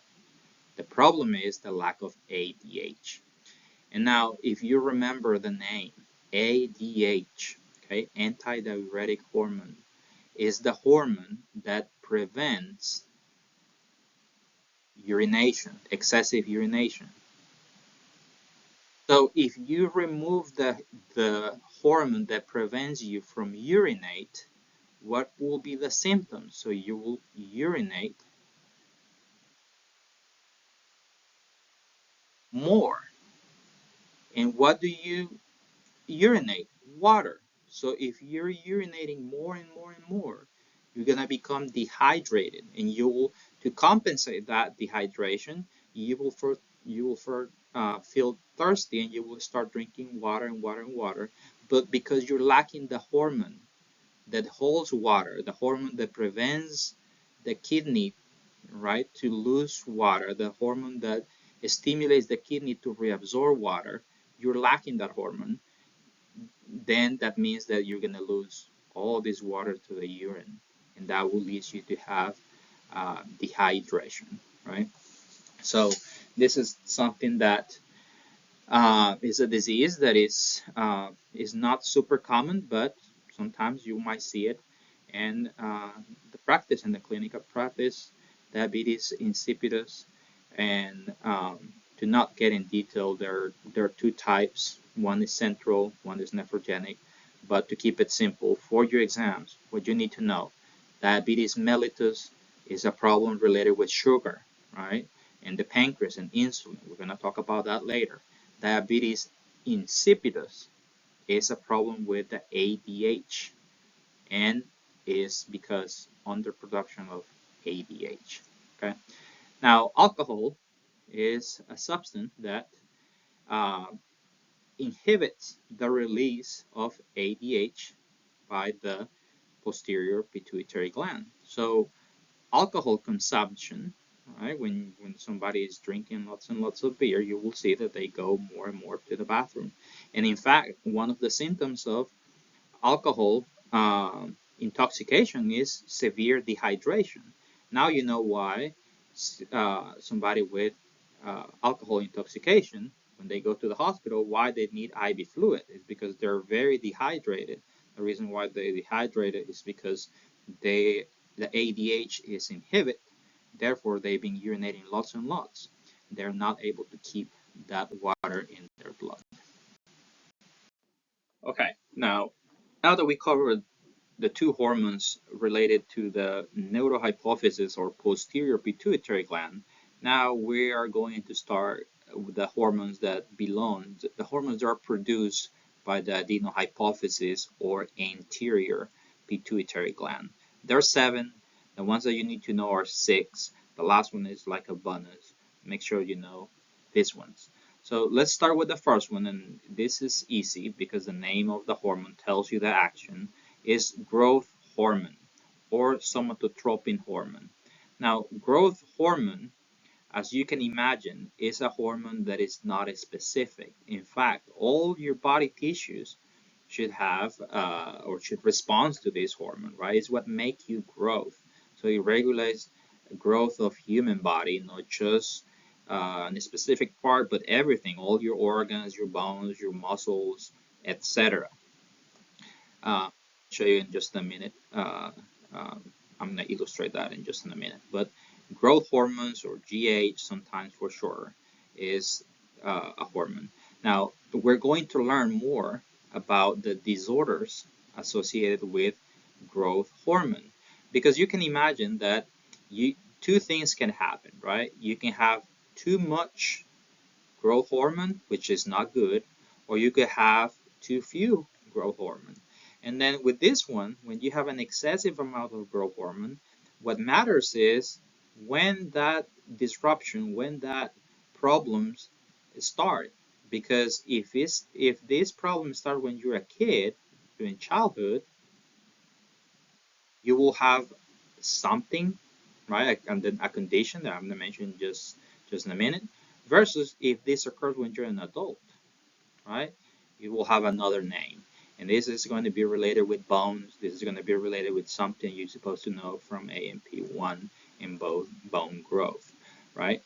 Um, Also with ADH, which we just covered, for the purpose of your lecture and learning objectives, we just need to know the lack of ADH. Now, you can have a problem in which you have too much ADH, but we're not going to cover that as it's not part of your, um, of your learning objectives. Here, we need to know both disorders: when you have too much growth hormone, when you have less or inefficient growth hormone.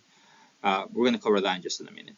Let's move on to the other hormone of the anterior pituitary gland. This is extremely important. It's called the TSH, thyroid stimulating hormone.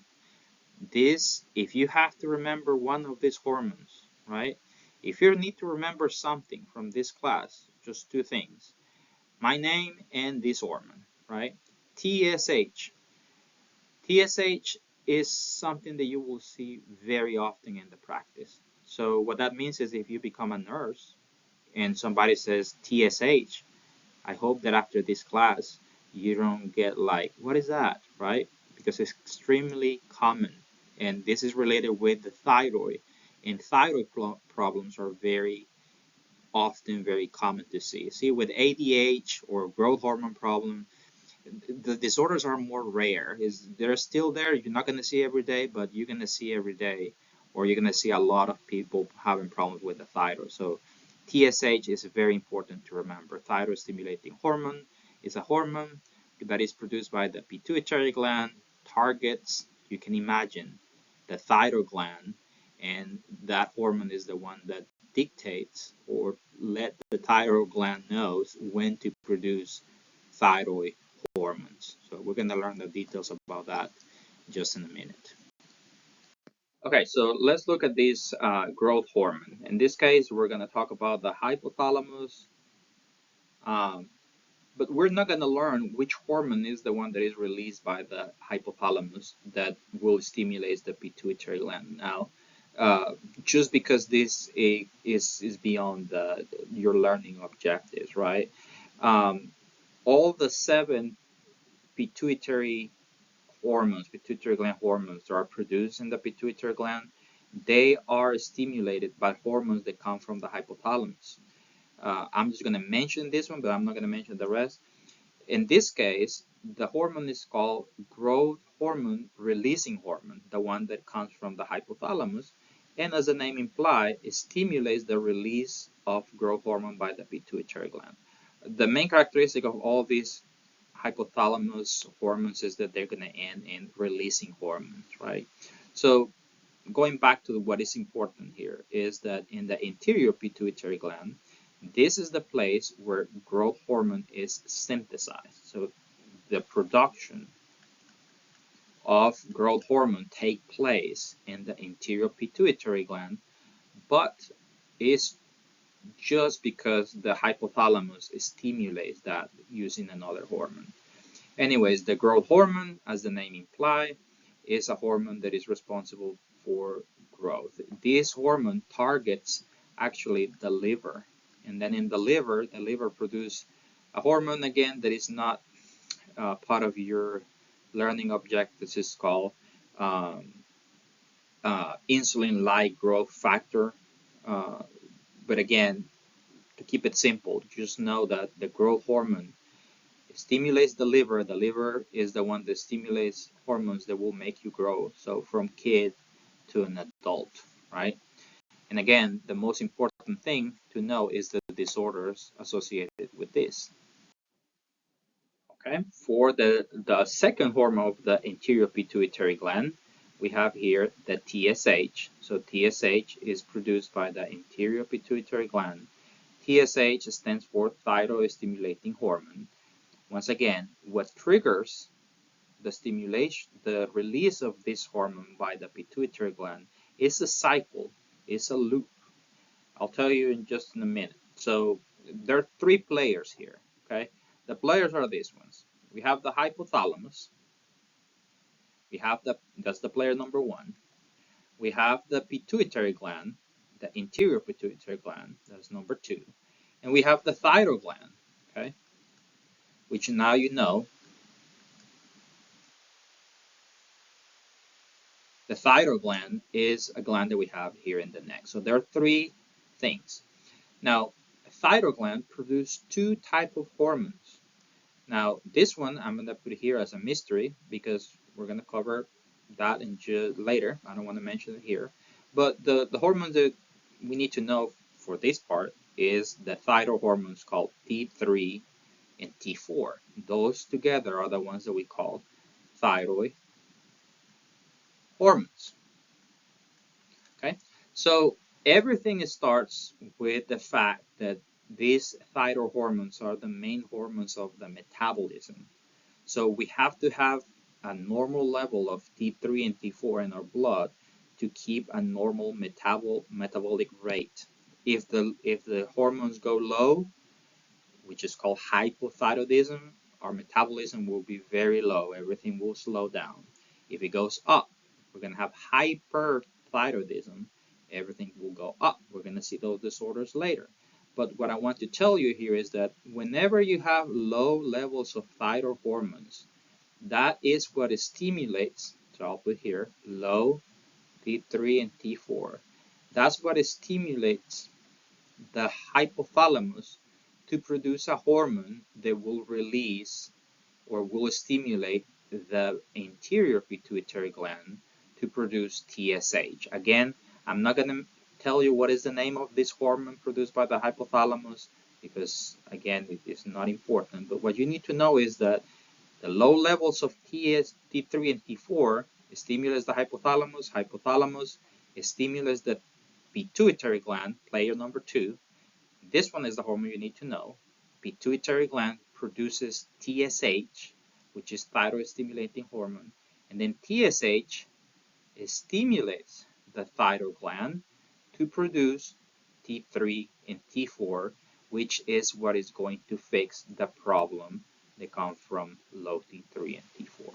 Okay, so for now, just remember that the TSH is extremely important. In fact, when somebody has problems with the thyroid, and there are two exams that you basically need to diagnose somebody with thyroid problems. The most important one is TSH. If somebody has a normal TSH, they don't have a thyroid problem like hyper or hyperthyroidism. Okay, so TSH is extremely important, and T4 and T5. Also, very common test, blood test you're going to see in the practice.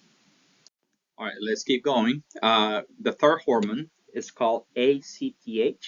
I talked about this hormone before.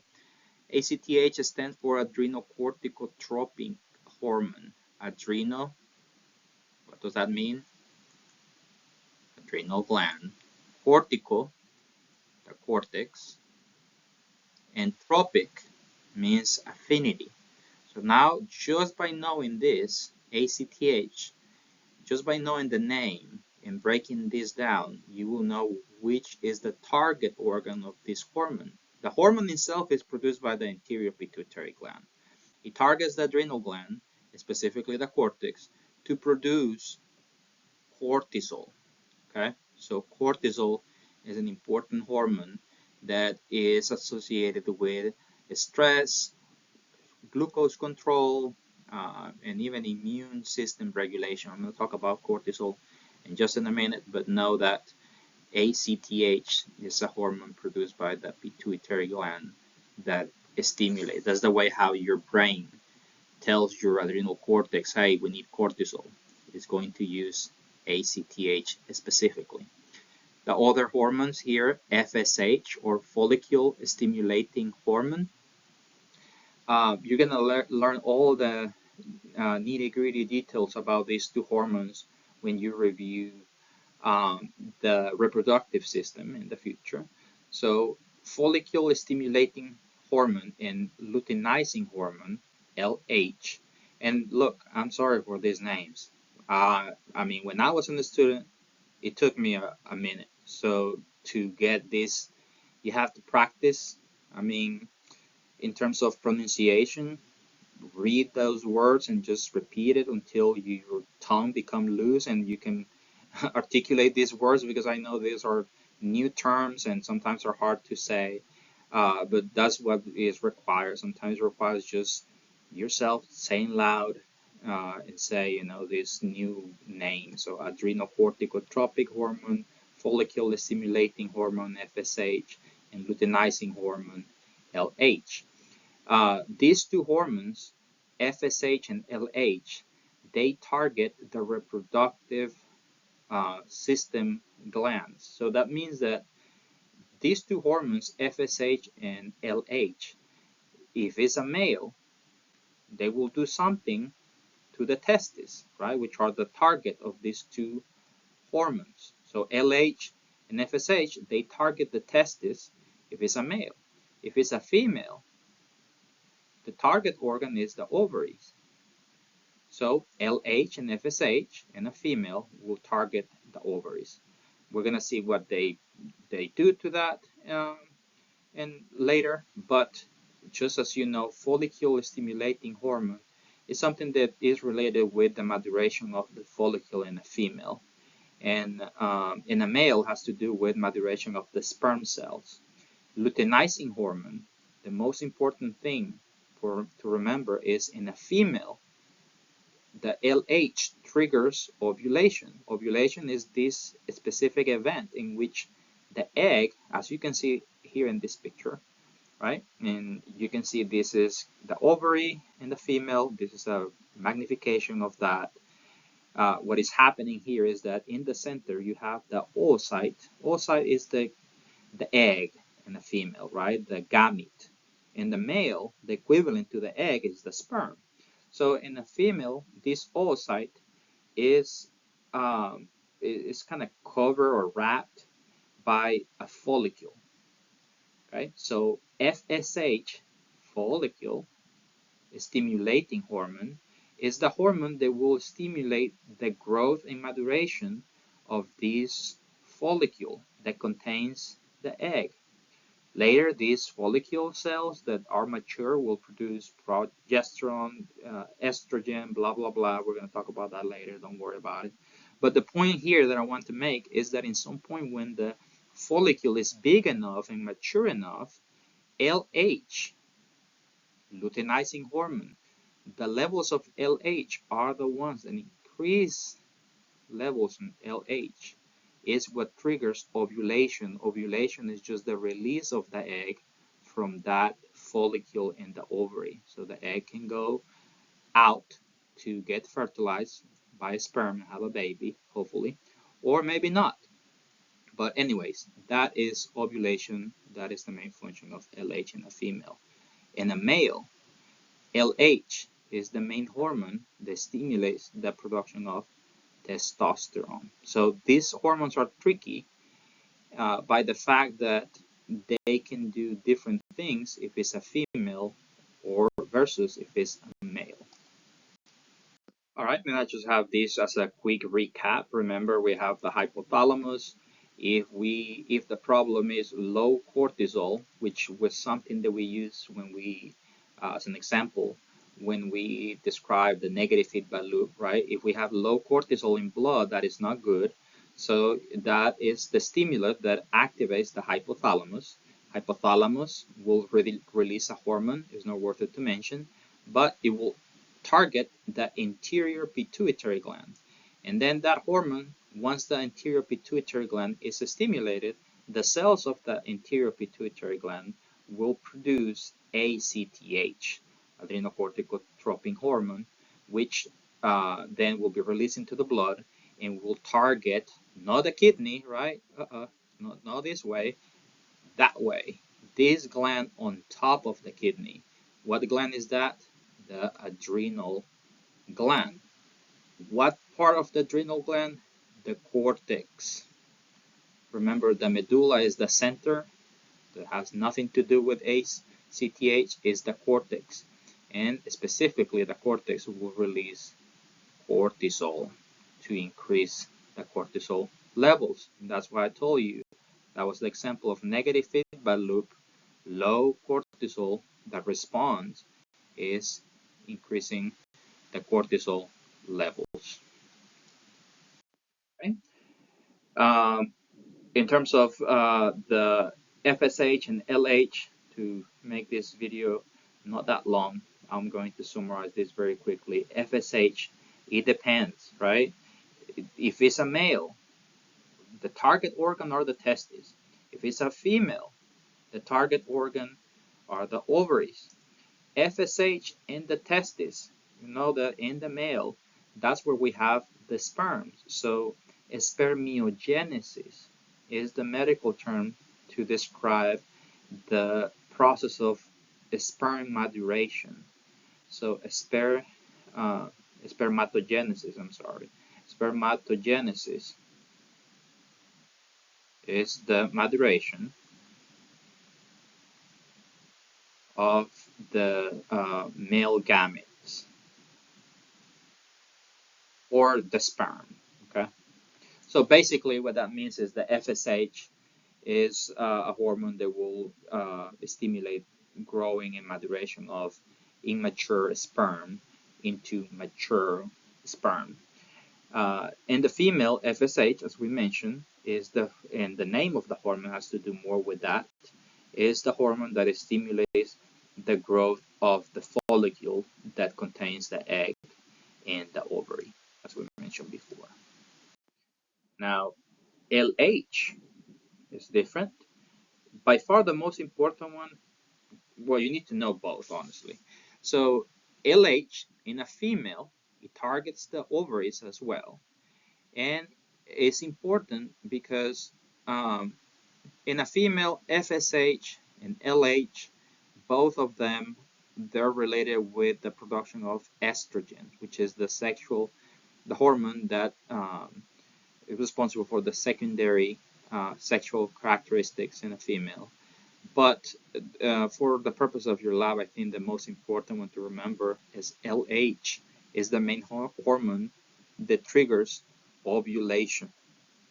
Now, LH in a male, it targets the testis again, but in this case, will target the specific cells called the Leydig cells. Again, these ones you're going to know the details about that reproductive system class.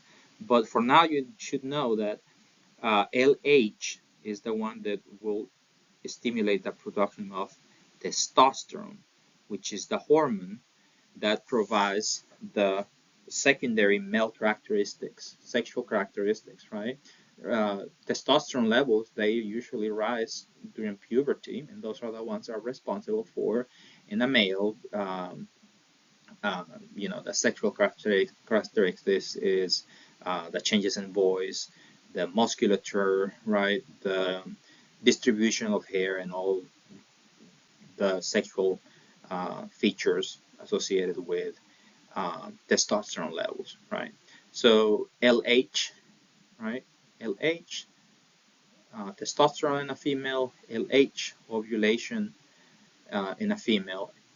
I think I said it backwards. LH, testosterone in a male, and LH in a female is ovulation. Okay, let's cover the last hormone of the anterior pituitary gland, and that is prolactin. So, and I said the last one because beta endorphins are not necessarily part of your grape, so that's a plus. If you want to just read it, you can read it really quick. Powerful pain suppressor, right? Endorphins. But prolactin, okay? Prolactin is important. It's produced by the pituitary gland, of course, and is responsible for the stimulation of the mammary gland. Okay, so prolactin stimulates the mammary gland to produce milk. So promotes lactation in a woman, and a combination of prolactin plus oxytocin is what is important during breastfeeding, right? Especially because what triggers, especially if it's a female first pregnancy, first baby, and there's this thing that sometimes the mammary gland does not produce milk right away after the child is born, right? So the thing that you need to do or advise is to put the baby to suck the nipple, okay? Because that is what stimulates the release and production of oxytocin. So a pregnant woman already have prolactin, so it might have milk in their breasts. That's why the breasts are big and enlarged, because they're full of milk. The thing there is missing is the ejection portion. So if you put the baby to suck the nipple, that stimulation is the one that will trigger release of oxytocin by the posterior pituitary gland, and that oxytocin is the one that will be important for milk ejection and milk flow, right? So pretty important. There are other conditions with prolactin, which they're beyond your learning objectives, so we're not going to mention too much, but sometimes you might have an abnormal amount of prolactin and can cause galactorrhea. Galactorrhea is the production of milk in a female that is not pregnant, or sometimes in males. And most of the time it's caused by medications, but that is something that is just like a plus. For now, you just need to know that prolactin is the main hormone related with milk production. Okay, to close this part of the pituitary gland, I know it's been a long, and you probably are saying, oh my gosh, how much, and blah, blah, blah, because I know it's a lot. Let's talk about the disorders related with the pituitary gland hormones. And again, these are hopefully are the only ones you need to know in terms of disorders, are the ones that are related with growth hormone problems here. So in this case, I told you before, there are going to be two situations. One is when you have too much growth hormone, and when you have a lack of growth hormone. So we have three disorders. These two are related with too much. How can I put this here? I guess I'm going to just do this. Both you have too much growth hormone, okay, an excessive amount. So, but why, if you have the same thing, why they're called different? So, gigantism and acromegaly. Gigantism is a problem of too much growth hormone when you're a child. So, occurs during childhood. And then remember that from the previous class, the bones, right? They uh, bones are able to grow in two directions. They can grow in diameter or they can grow in length.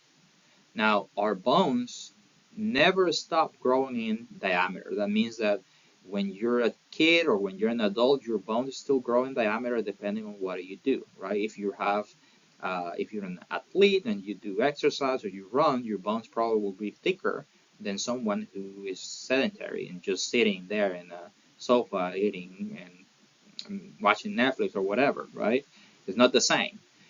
Now, what differs here is that in when you're a child, your bones are able to grow in length until you reach 18 or plus years. Then the part of the bone that is responsible for the growth of the length, I don't know if you remember this, but this was called the epiphyseal plate, uh, will ossify and your bones will no longer grow. But the point here is that the epiphyseal plate is present in kids, and if you have this growth hormone that is stimulating this epiphyseal plate over and over and over again, what you're going to have is a condition called gigantism, which is the one that we can see here in this picture.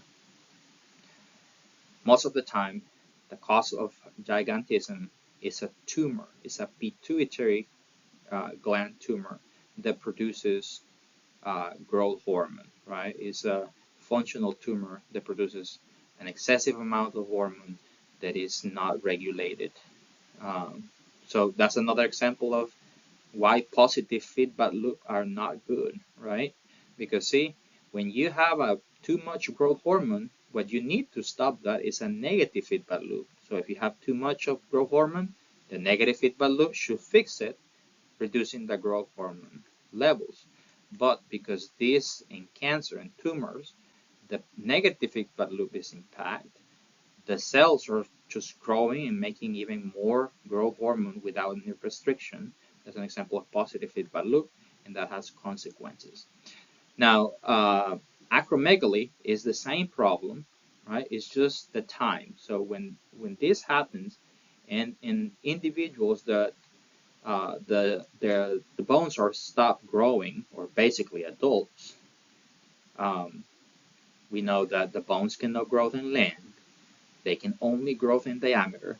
They're going to have a condition called acromegaly, which is a condition that is characterized by thickening of the bones. We have a picture here of this lady. Um, you can see how her facial features has changed through the years, and she doesn't look the same. It's not because aging, it's because all these bones of the facial bones have become thicker and thicker that her face look different, more rough and thick, right? Again, this is an overproduction of growth hormone. Um, Many times the way how, because these changes sometimes are progressive, and sometimes you're not gonna see these in the face. Another early signs of acromegaly sometimes is more in the fingers, for example, that the rings will not fit anymore, or they will get also there. The patient might complain that the hats they use, they're not uh, fitting anymore, right? Those are early signs. Now, when you have signs like this, just is that's an advanced uh, disease. Most of the time, you treat this with medications because you don't want to remove the pituitary gland, because if you remove the pituitary gland, you will affect the rest of the hormones that are produced by the pituitary gland. Okay, so make sure that you know for your exams, acromegaly gigantism, both of them high growth hormones. The main thing here is gigantism, kids, acromegaly, adults. The third and last one is pituitary dwarfism, and this is characterized by a lack of growth hormone. So this is important because we have dwarfism, which is the genetic disorder, right, versus pituitary dwarfism. Somebody who has achondroplasia or the genetic disorder where they have genetic dwarfism, they will have normally, uh, other than small stature, they will have bone deformities, especially the legs will be bent, they will have big heads. The typical uh, image of somebody who has dwarfism that you might see in TV shows and stuff like that, right?